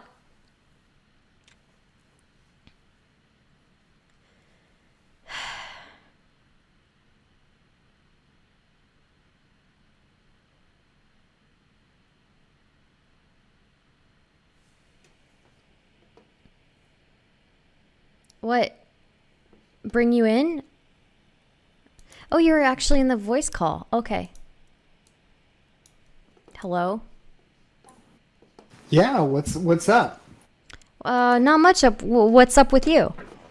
Well, you just accused me of thirst trapping. Yeah, you thirst trap on Twitter all the time. I'm I don't sorry. think so. You're always I like don't think so. you're always putting pictures up of you showing your cleavage, okay?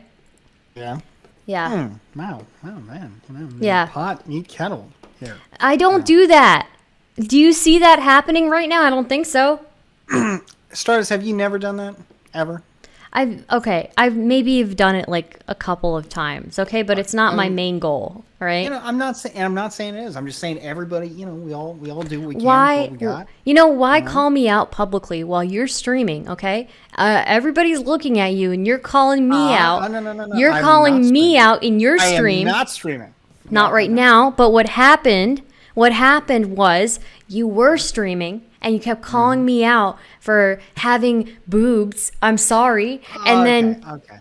and then you it's the level. It's the level of hypocrisy. Okay? That's true. And I'll say this, Stardust. It could be a little hypocritical. I mean that's fair. I mean I've been known to unbutton the top button or two.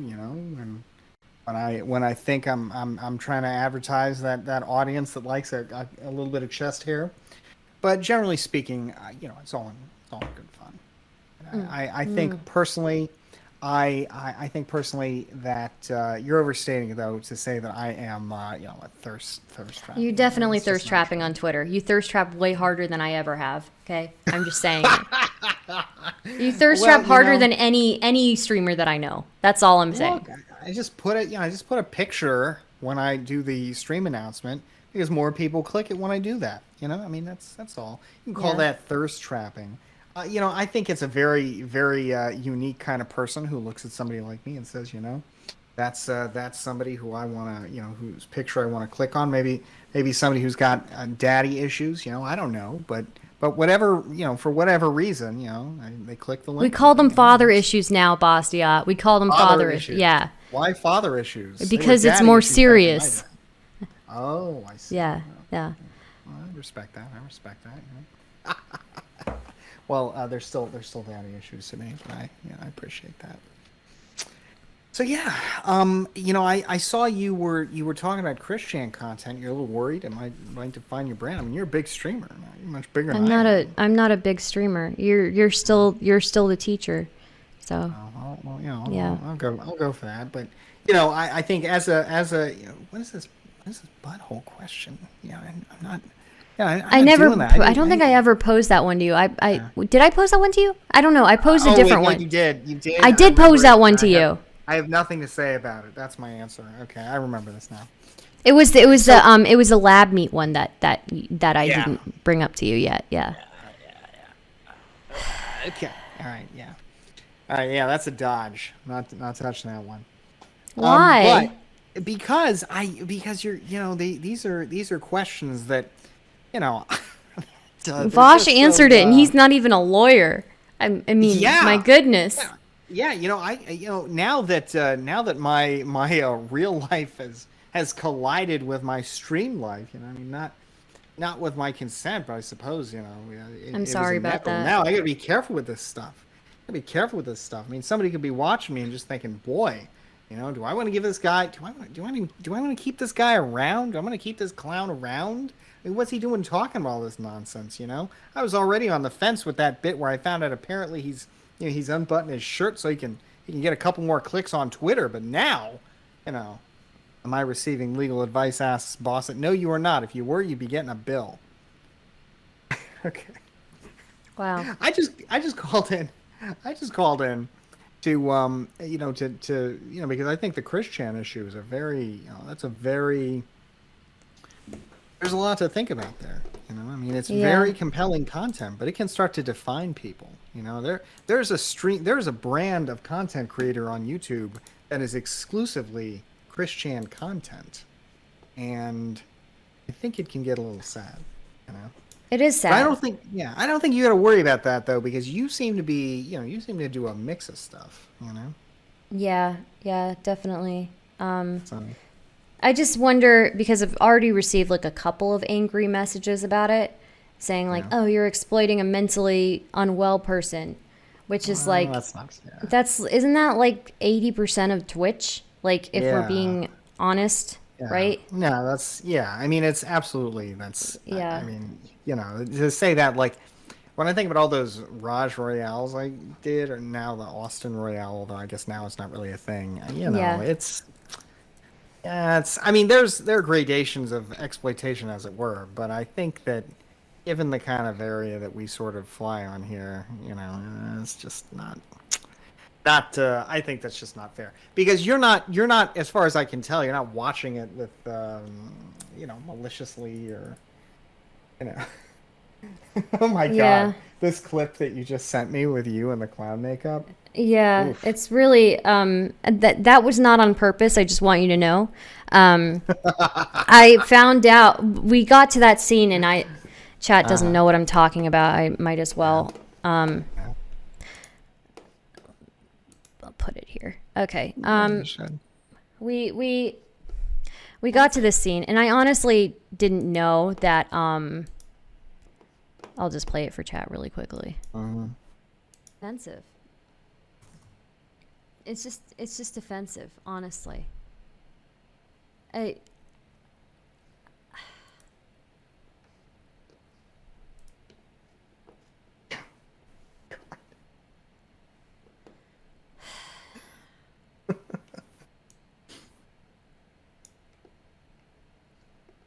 Let's just, take this in, okay?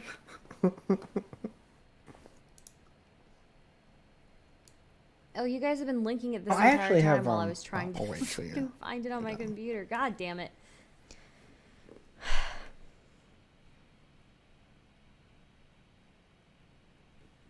Wow, thanks, Cozy Malone.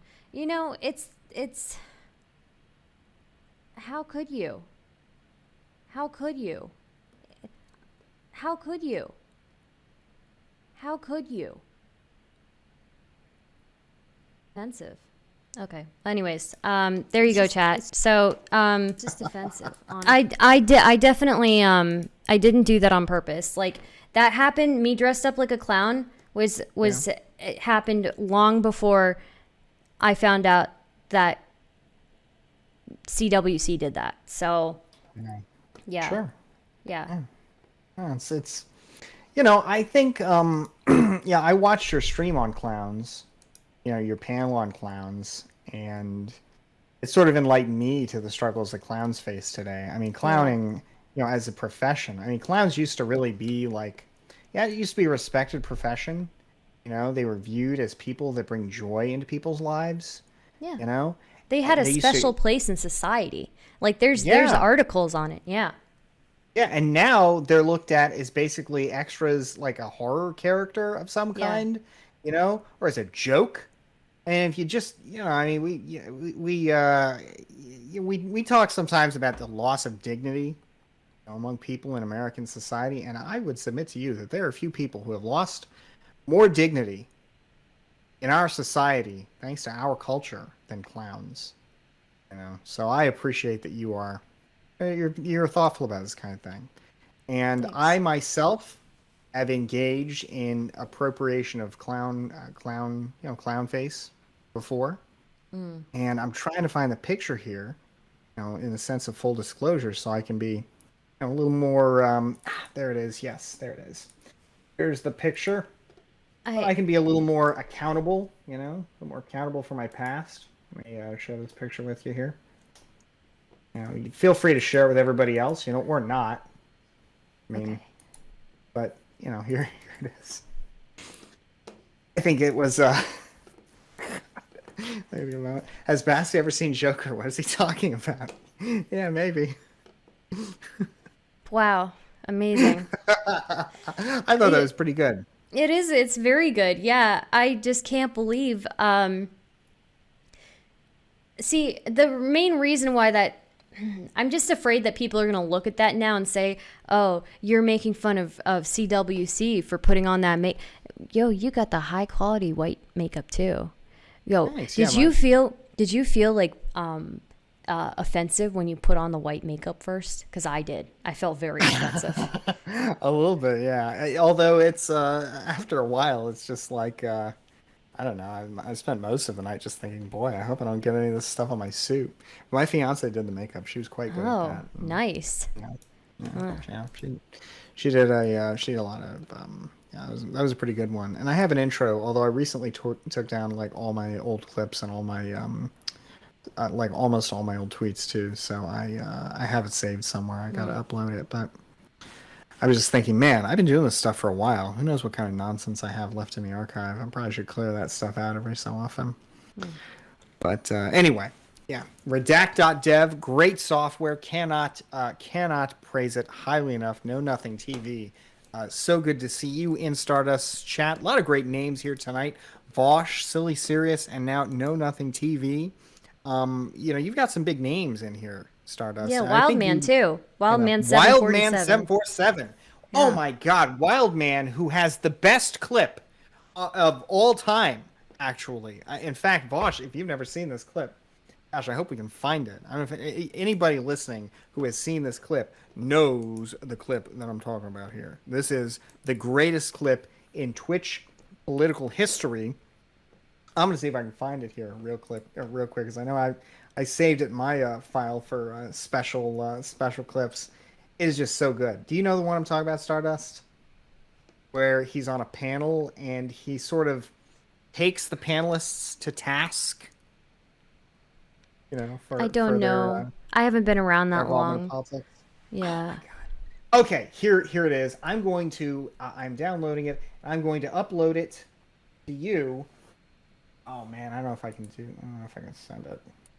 It's like, it's just such a good clip. Files are too powerful. I gotta update and create to Discord Nitro. Screw that. All right, well. Sorry. Yeah, too bad. So Maybe sad. somebody in chat, but. Yeah. I used to have Discord Nitro, but I don't know what I'm gonna spend $10 a month for. But it's really good. Oh man, Wildman he just showed Boomers. Yeah, uploads a file. I don't know. There's probably another way to do it, but someone's gotta have it. So Wildman, maybe you can share it at some point. It is so good. The greatest clip in all of Twitch political history, in my humble opinion here. And, the only thing keeping all these wonderful people from seeing it is my refusal to upgrade Discord. So, I think, though, you've been the victim of a lot of nonsense drama. A lot of, it's just been stupid stuff, I think. And I don't really think you have anything to answer for, like, objectively speaking. It doesn't make sense to me because you've just been doing you're covering stuff. You're doing it respectfully. It's a platform that is known for being, a little contentious, a little wild sometimes, but I think you've done everything very respectfully, very, just as professionally as can be on twitch.tv.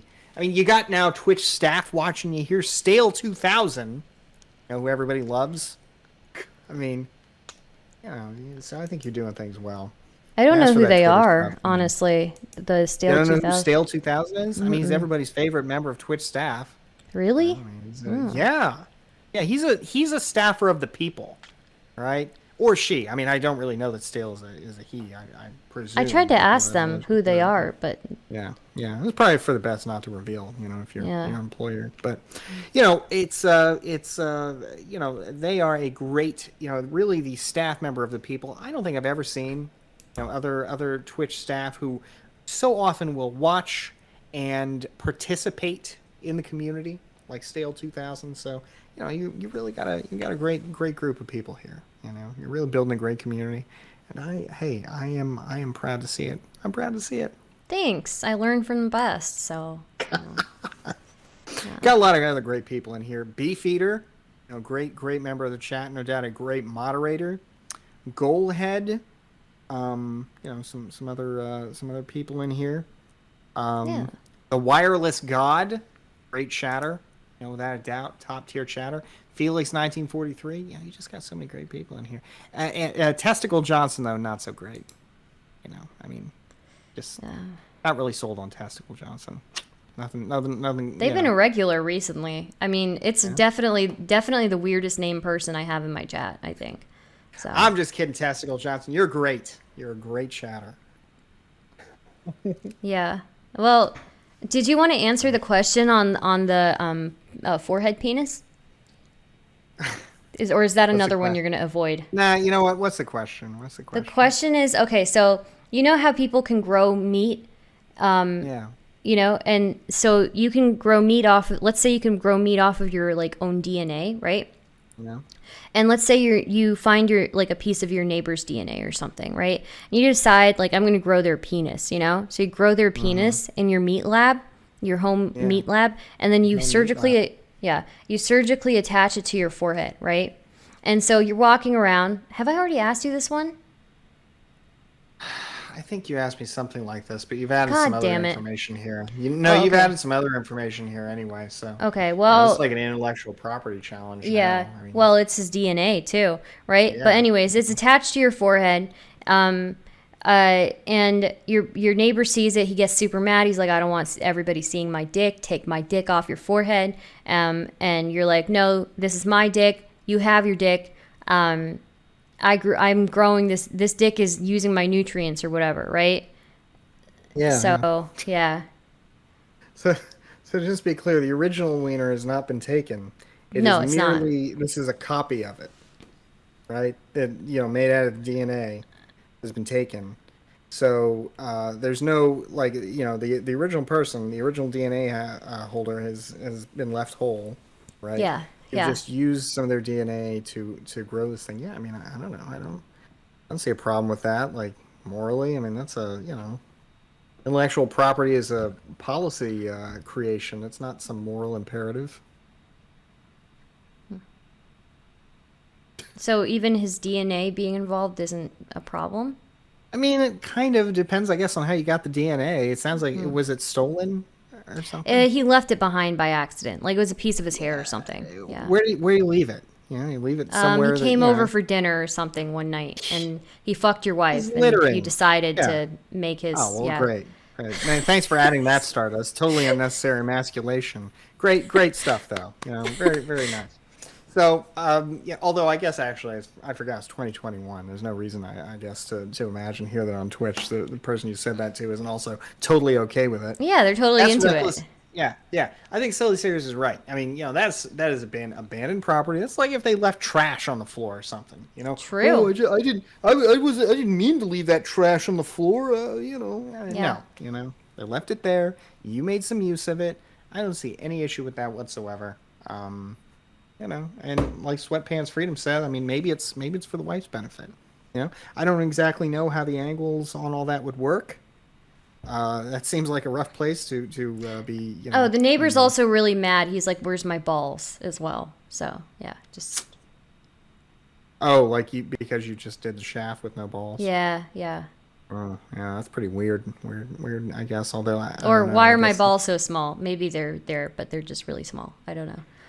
So you've done like an unflattering recreation. Well, everything's the same except the size of the balls, Yeah. right? Because you don't want it to block your eyes. So. Yeah, that's true. Yeah, that's true.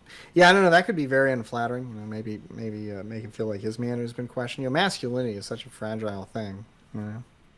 Defamation. That's something. Yeah. God. Okay. Yeah. So I think I don't see any problem with that at all. Thanks. What is there anybody in the chat that does? Anybody in the chat? Anybody else in this wonderful community that does see a problem with that? I was in. No protest. So I've been given the go ahead. Okay. All right. That sounds Yeah. good. Yeah. Sounds How good. have you been doing, Bastiat? What's that? How have you been I've doing? Been doing pretty good. How is Tennessee? It was a lot of fun. It was fun. It was fun listening to if you want to see this clip, I just uploaded it in the general chat of my Discord, so you can play it from there if you want to. I think it's just such a good one. I'm sorry I talked it up so much and didn't provide it at first. Yeah. It's just such a good one, I think. Like Wild Man really stands out here. I'll tell you all about that.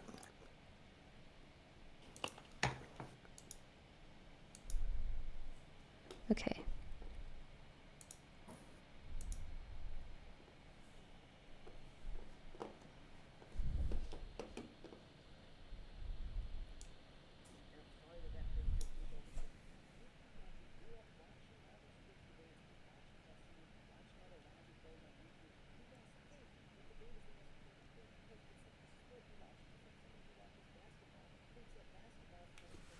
Yeah, the sound is like super loud.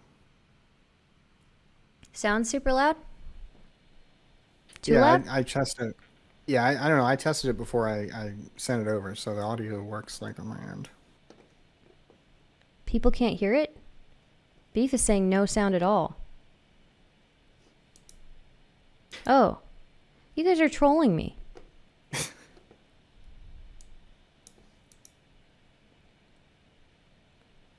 Oh no, they're not trolling me. Why is it not playing? I wonder if there's a way to open this in a browser. Open link. Probably just download it.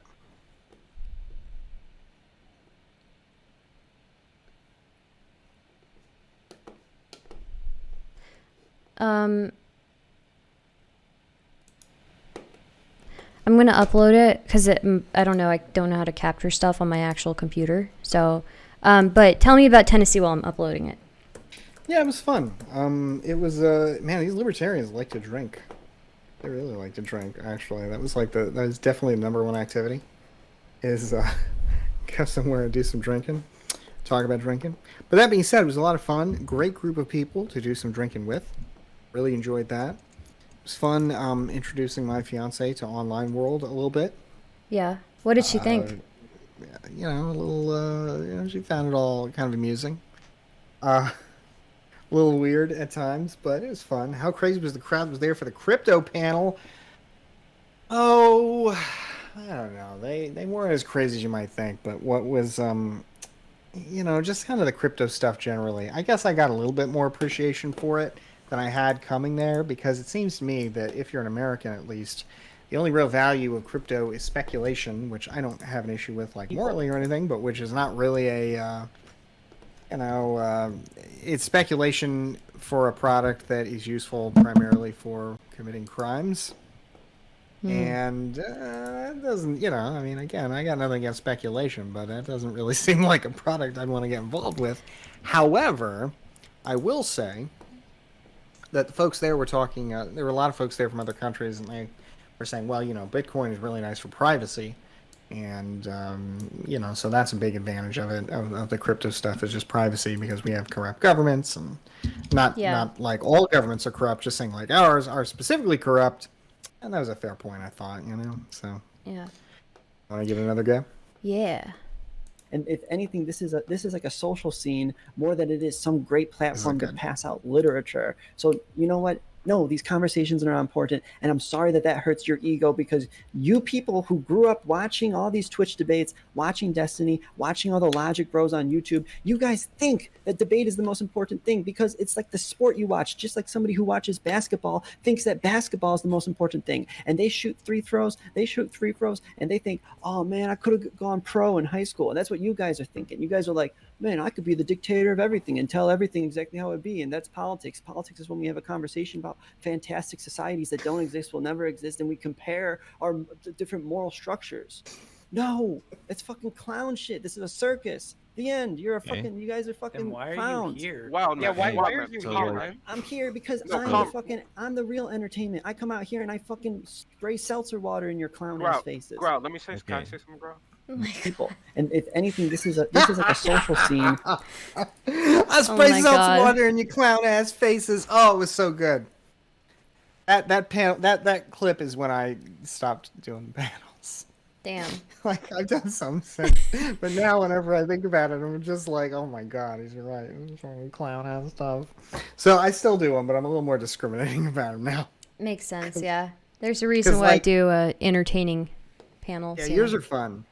Yours are fun, even though I usually am not around for them. They're still fun. Well, Although I it was just fun that figured last one I did. you've been tactically avoiding my panels because they're too, you know, controversial for you. So, you know. You know, a little bit, but you know, a couple drinks, maybe they're not so controversial anymore. Like that last one you did was fun. I was there with Nate, although that one wasn't, I think, as official as some of the ones you've Yeah, done. it wasn't really official, but that's okay. We're kind of switching it up anyways. Next week I'm going to start doing panels twice a week, but they're going to be slightly different. I'm kind of starting it off with that whole like punching a couch contest.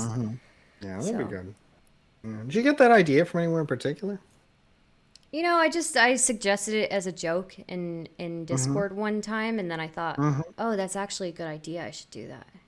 Yeah, I'm just curious Yeah. because like the whole, yeah, I don't know, Yeah. like why would you punch a couch, but I get it. It seems like it seems like a safe way to maybe get out some aggression. If you're feeling repressed in some fashion. Yeah. If somebody's, So, arguing with you. So, oh yeah, that makes sense. It makes sense. yeah. I remember sporting his Trump flag. I don't know. Who's the Trump flag? BK Messiah? You talking Wait, about me? I heard you voted for Trump. Is that true? No, I didn't vote for Trump. Although I It's did okay if you briefly. did. I did So, briefly. No, but I was briefly very enamored with, enthralled by oh early well, Trump. everybody was. Everybody thought he Back. was funny, right? So, Yeah. It was all real funny until he started winning, and it was yeah. not Then so he, funny anymore. yeah. Then it was pretty terrifying. But I I did. was hilarious. Honestly, it was hilarious, and at the very beginning when he was not seen as a serious contester. But yeah, Oh, BK Messiah. Oh, yeah. Oh, just the racists and the assholes. Whatever, man. Hey, maybe you were out there. Maybe you had him clocked just right, just from the start. But a lot of us really enjoyed watching him shred up Jeb Bush and Marco Rubio and Ted Cruz and all the rest of these people, especially Ted Cruz, who's an absolute scamster. It was actually very satisfying watching him shred him for that, or when he repeatedly attacked Jeb Bush over the stuff that his brother did when he was president, which wasn't a particularly kind debate tactic, but which was pretty entertaining. But of course, as Dracula said, I mean, he's also thoroughly terrifying the whole way through. And yes, I just remember one day he said something about like. We're going to go after the families of terrorists too. I was just thinking, like, Jesus Christ, this is not fucking funny. This guy's really, this guy could really win, and he's fucking total authoritarian. yeah. So, but that What being is said, this, you know, bro? Go outside. What? Why did you link this to me, crisp lettuce? that's not so crisp, lettuce. Ah, Not so damn, crisp. soggy. I remember Bastiat from his first Rush appearance like 2 years back. Come a long way now. Yeah, thanks, buddy. I appreciate that, intrepid gamer.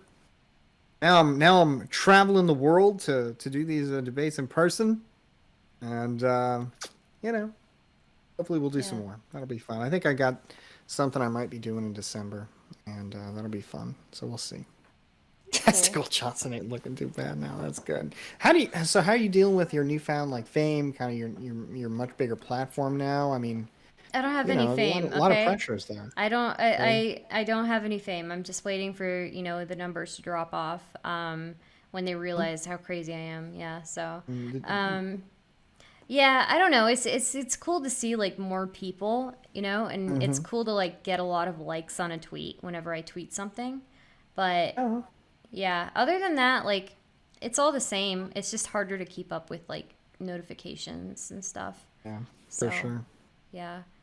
But that's cool you're doing like in-person things. That's so awesome. Yeah, well, I gotta catch up because I am now a much smaller streamer. I'm a much smaller streamer. Stars, you're a much bigger streamer. You're doing big things now. I gotta catch up. You know, Nah, I it's mean, the you're bigger in every way. Like you're doing like actual IRL stuff. I think that's super dope. So, Oh my God, I forgot you're doing the roast of Wild Man tomorrow. yeah, we It's gonna be are. incredible. It Yeah, is going that's to gonna be be so much incredible. fun. Yeah. Yeah, I really gotta do that one. That'll be fun. Yeah, you should So who join. else you gonna? Yeah, who else you gonna have on that? RJ. It was RJ's idea, honestly. Yeah. Yeah. It's really like it's his like project, I'm just hosting it or whatever. Yeah. And yeah, RJ, I think Nate's gonna be there. Zath, Cherry's gonna be there. It's gonna be awesome. Yeah, Nice, nice. yeah. The Bastiat Omega Lol hasn't literally argued at the Supreme Court. It was a state Supreme Yo, Court. Vosh, But you wanna I'll come to the take it. roast tomorrow? That would be funny. You should. If you haven't seen the force of nature that is Wild Man, you are you're missing out. I hope the clip. I mean, if you're still in here, Vosh, I hope the clip really really just kind of Yeah. drove home what a unique guy. What a singular member of this community. Very Wildman smart. is. Very smart. I really do like appreciate him. Like yeah, he's like got a good head on his shoulders, definitely. So yeah. Yeah. So yeah, a lot of fun stuff though. Well, so we'll see what happens next. But isn't Wildman the guy who was walking through a rich neighborhood screaming at houses? I believe he was biking through the neighborhood, but he was screaming at houses. So, but yeah. Yeah. Somebody actually got mad at me for hosting the roast, actually, on Twitter. Why? I don't know. Everybody's mad at me. This person was saying, like, oh, it looks like you're exploiting an ill person. Like, again? Like, really? Like, I don't know. How come so many people keep accusing me of this? It's so weird. Yeah, Like, I don't know. I think you seem to have handled it pretty well so far. One of the important things is one of the critiques people make a lot of times is, you're not a member of the left if you do X, Y, or Z. So I think an important counterpoint to that is, well, I don't call myself a member of the left, because that's, that pretty much kind of resolves Yeah. that one. Yeah. There's a lot of like gatekeeping people like do there. Oh, you don't pass my arbitrary test. You're not in the club. You're not part of the great cause. Yeah. So I think you've kind of got that one handled right. But I don't know, man. I mean, you just never. Hey, people are interested in the stuff, and you're giving them access to it, and you're doing it in a way that I don't think makes it cheap. And thanks. this is I what it appreciate is. that. Yeah. Yeah. Yeah. So. And I mean, the person's just assuming that Wildman's ill, Yeah, that's a serious assumption, especially with a guy Yeah. like Wildman, who who really knows? But by all intents, or by all accounts, he's doing very well. This guy's a jet setter. I mean, he travels the world for his mysterious job, which we don't know anything about. But he was recently spotted in Las Vegas. Yeah. I mean, this guy is not some victim. I mean, he victimizes, if anything. Yeah, true. And so in that sense, you're punching up, not punching down. Yeah, honestly, yeah. I'm very lucky that I haven't been victimized, so very happy for that. Sure. Please don't victimize me. For sure. Yeah. Just remember, as you continue to grow on Twitter, remember that Twitter is a game where people compete to claim the moral high road so as to get the highest shot of dopamine possible for the greatest number of people so that they can then get more followers, make that number go up, and further build out the viability of their platform to drive people to other platforms. Don't make the classic mistake some people make, though, where they're like, no, I'm here to prove my point.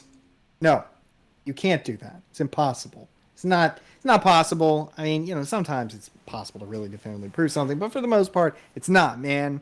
Especially with these moral claims, like, oh, is this right or is this wrong? Is this some minute point? Yeah, I got called a fake leftist today. I've been getting Yeah. called everything today, man. It's weird. Yeah. And it's like, Yeah. bro, I'm not a fake anything. Like, I think that's just funny, Yeah. But I get what you're saying. Yeah. Yeah, just don't let it get too personal, because that's when you get angry. And then when you get angry, then you start tweeting dumb stuff. You don't want to do that, man. Just remember, this is a game. Everybody's playing the game. All right, that's what it is. All right. I don't think I've ever Just- been legitimately angry, so I think we're good. Like, the only time I've been legitimately angry was for, like, BX Bullet. But, Yeah. That's good. I mean, that was. God, so it's like, no, I haven't answered that. Maybe we can do that later. But yeah, it's good to be passionate. But you don't want to be tweeting angry, man. Because that's when you tweet dumb stuff.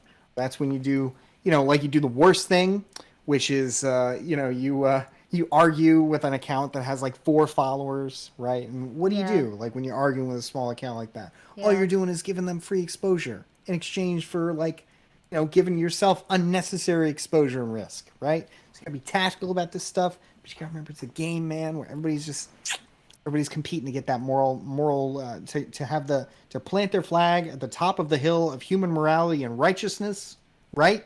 That's what it is. Yeah. And you just remember there's always a way to be the more morally righteous person. Yeah. Always a way. Just gotta be So you just you outwoke them, So. Yeah, man. And there's always a way to do it. right? There is. So There is. Yeah. yeah. No, there's this psychotic guy on Twitter who goes by the name Respectable Lawyer. Look, I think I'm a very respectable lawyer, in my humble opinion, but other people may disagree. But I try and be respectable. Yeah. Wildman asks, "Am I going to TwitchCon?" I guess not this year, but maybe next year. Although I don't know. I'd probably want to arrange some stuff in advance, with other people, because I don't really just want to show up and look at Twitch people, Yeah. If who you I go, don't I'll know. go. Yeah, well, that would be Yeah. fun. Yeah. That'd be good. Yep. That sounds based. Thanks. Does the coconut Yeah. meme haunt you? Not particularly, Goalhead, but it How about the cum it does jar? occasionally come with them. When somebody gets really angry, they'll throw that at me like, oh, coconut things. All right, okay. But yeah, otherwise it doesn't not too haunting.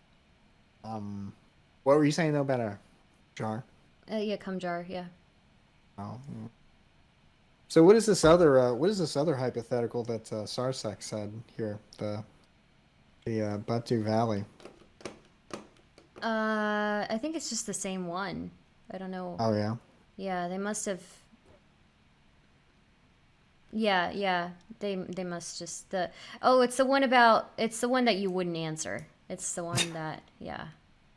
Okay. All right. Yeah. Let's. Can you lay it on me? Yeah. So like, let's say there's one dude. Okay, and he's got Okay. he's got a wormhole inside his ass. Okay. Yeah. Okay. And that dude's name is like Bob or something, right? And let's say like the second person, his name is Dave Online, okay? And Dave Online, he's just walking past casually, and he like falls into the wormhole, right? And he gets he's like he's in this he wakes up and he's like in this farm, right? And it's like it's like a pocket dimension inside Bob's ass, okay? And so Dave Online doesn't know how to get out. Like he's trapped in there. So he decides, okay, I'm gonna make a life here. So he makes like a house for himself, and he starts growing crops there. He's doing fine. Then like 2 years later, he finds a way out, right? Yeah. But at that point, it's like 2 years of his life missing. He's honed his skills in this farm growing crops. You know what? He decides, I'm gonna just sell my shit to people outside. And so he starts selling the crops without Bob really even noticing this man is entering and leaving his butt. Yeah. And so he does that for like 10 years. He's making bank. 10 He's making years, wow. he's making some serious bank. He's got his wife living with him now. And so then one day Bob finds out like Dave Online's been like inhabiting his farm inside his asshole, Yeah. And he's like, it's my body, you should get out, and I deserve some of that money. It's my body, my rights, And Yeah. and Dave Online, he's like, yo, like I've been mixing my labor with the land here. This shit, this is my farm, Absolutely. I shouldn't be kicked out of here. This is my home, So true. This is my property. So true. So I guess like who owns the farm and who has to leave, and like, I mean, Bob can't really leave, but like, does Dave Online have to leave? Does he have to share his profits? Like, damn. Yeah. Well, isn't the dimension though? I mean, if it's like a pocket dimension, I mean, it's not exactly inside of him. It's specifically inside his butt. That's like that. Yeah. The wormhole like just transports him to the magical side of his butt. Yeah. So. Oh wow! So this one is not the one I was thinking of that involved Silvio Berlusconi, I think. Oh right, that's a good one. one. Yeah, I Yeah. haven't. This one is interesting though. This Yeah. Gosh, I guess so. Man, he trips and falls into Bob. Pretty much, yeah. That's pretty much. Yeah, that one's kind of wild because that one is sort of like a Clinton defense, like, oh man, I just tripped and fell. I didn't mean that. That's sort of That's sort of, I don't know if things really work that way, do they? You know, I mean, that seems like a pretty invasive thing. You know, you can't just kind of accidentally your way into Well, somebody's here's the butt. thing. Bob was like bending over and his crack was showing, right? And like the Yeah. portal was just like so strong. For some reason, it just sucked Mm. Dave Online in. Yeah. Okay, so Dave Online, there's no question of like, oh, he was just, he was just like, he really chose to be there. It was a genuine Yeah. accident. Yeah. Well, I have to say, seems to me that Bob doesn't really have much claim, for that 2 years that Dave Online was there and couldn't get out. But once Dave Online starts making it a point to just kind of travel back and forth, I mean, things start to get a little hazy. I mean, he can leave, he comes back, and I gotta say, as a landlord, I is entitled to, is entitled to reap where he's not sown. Is entitled But to, technically, like entitled to demand a claim there. Entitled you to demand a abandoned share the of that. land, though. You're not. It's not like you were using it before. So what? It's my land. It's inside You my, it's abandoned inside of it. me. It's abandoned I, property what makes it abandoned? because you never used it. Okay, so I liked the way it was just fine. I You didn't liked having even. it Let's right say you didn't there. even know about it. Let's say you didn't even Oh, know. okay. Okay, all right. Yeah, I didn't know about it. Well, turns out I inherited it from someone. It's been mine all along. The fact that I didn't know that doesn't change the fact that I have rights. A lot of people in this chat probably don't know all their rights. It doesn't mean they Isn't it don't have abandoned those rights. property like a legal thing though? Like if you abandon your Well, property, like other there people can come and you is. claim it, and especially if Yeah. somebody mixed their labor with the land, that maybe that farm isn't yours anymore because it never was yours because you abandoned it. Well, there's a concept called adverse possession that normally kicks in after 7 years with real estate. And I shouldn't say normally kicks in, and everything, everything here is very specific state to state. But the general idea is that if I build, let's say I build a fence, and I around a piece of your land, and I act as though it is my land, and you don't do anything to signify that it is your land, you don't push back on it, and say, hey, get your fence off my goddamn ass dimension farm. You don't do anything like that. Well, after about 7 years or so, I mean, it's And you can Dave make a Online's claim. been in He's that farm for 10 been years. there. He's been presenting. Now, is there a community around this farm there, No, like in just the Stardew wife. Valley? Just the. Yeah. Okay, but the wife comes later, right? Yeah. Okay.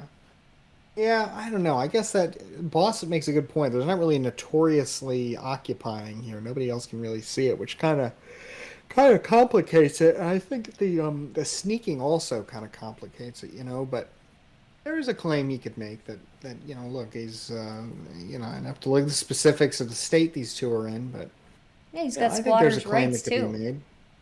Well, I'm not.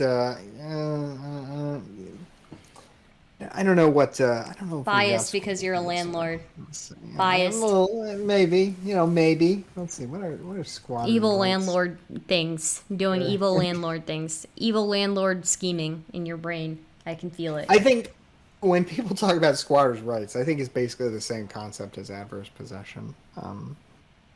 So I think it's just adverse possession of a house instead of like a piece of property or something. But I don't think the labor really makes. Well, labor is like one element of it, just kind of the use of the land. But yeah, so I guess there's a claim there, but I think it sort of breaks down when it comes to the part where he's sneaking, as opposed to being very public and about this ownership since nobody else is involved.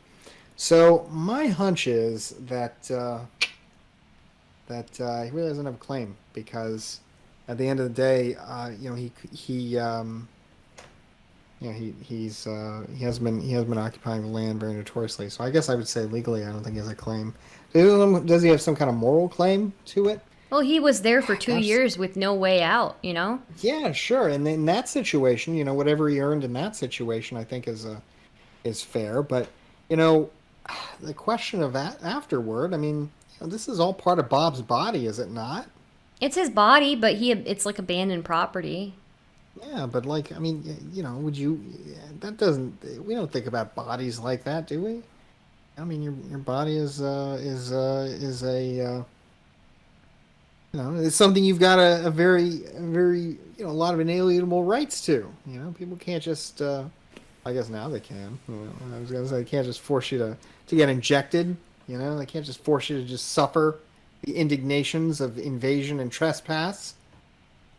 I wasn't saying that, Testicle Johnson, since I thought it might be kind of weird to just It try is and weird. say that on the stream, but I almost said that. I was thinking that, because of the song, but let's see. Good question here though or good point from Spectre Knight.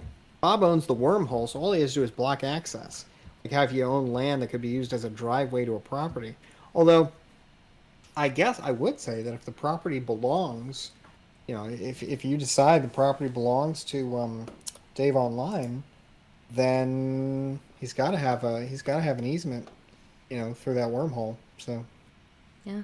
we get in. Yeah, I mean he's got to have that easement. Otherwise, it doesn't make sense, right? You can't own the property in any meaningful way if access can just be totally shut off. So. Man, these are really good questions, Stardust. How do you think these up?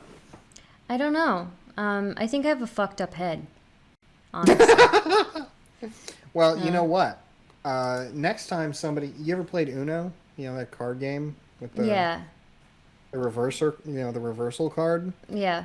Just kind of, tuck that card away in the back of your mind, and the next time somebody accuses you of taking advantage of somebody or another, just say, as somebody who deals with something or another myself, boom, reversal. Now, some people might say this is a very cynical way to look at human interaction. Basti, you scumbag! Why are you reducing it all to this? No, it's not. It's just important to keep those keys, keep those cards in the back of your head, so that when you're dealing with other people who are acting in bad faith, you're not at a disadvantage. Otherwise, hey, it's good to act in good faith, but if somebody's acting in bad faith, hey, you smack them with the same kind of tactics. You don't need to let somebody kind of just run roughshod on you in their quest to win Twitter's morality contest of the day. So. Yeah. Boss said if the land is part of Bob's body, wouldn't McFall versus Shimp? What? Make Dave? What is that? Make McFall Dave Online's claim to the land. McFall versus Shimp. You tell me you don't know McFall versus Shimp? I'm not a lawyer. Jesus Christ. Oh my God! Look, it was an Allegheny County, Pennsylvania court case where the court ruled it was unacceptable to force another person to donate body parts, even in a situation of medical necessity. And I mean, that is an interesting point. I guess this has sort of gone away from morality and into legality, but does U.S. law extend into a wormhole? Well, I think really it would have to here when both ends of the wormhole are in the United States. So, what else could it be? Yeah. Although, actually, if it's a wormhole, no, there's no space involved here. There's no space, there's no, outer space. I was thinking what Amish inventors said here, isn't space a jurisdiction-free zone? The Outer Space Treaty, you can't, countries can't claim jurisdiction over, other planets and stuff, but I don't know. It seems pretty fair to say that both locations here in the United States, since you've insisted that the other end is certainly in Bob's ass, which is certifiably in the United States. So, sorry. Oh, I think, Bob's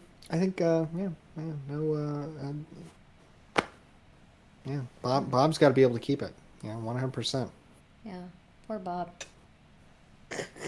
Yeah, he's been taken advantage of. Just this innocent landlord who's had his personal autonomy invaded, and now he's got somebody shuttling his wife in and out of his asshole saying, oh, well, you don't need any compensation. I mean, you're a parasite. Get a real job. It's bullshit.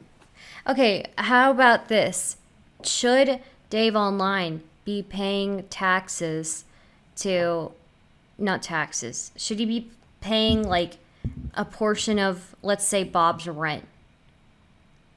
Since Bob's body is inside the rental unit, right? And Dave Online is inside his body.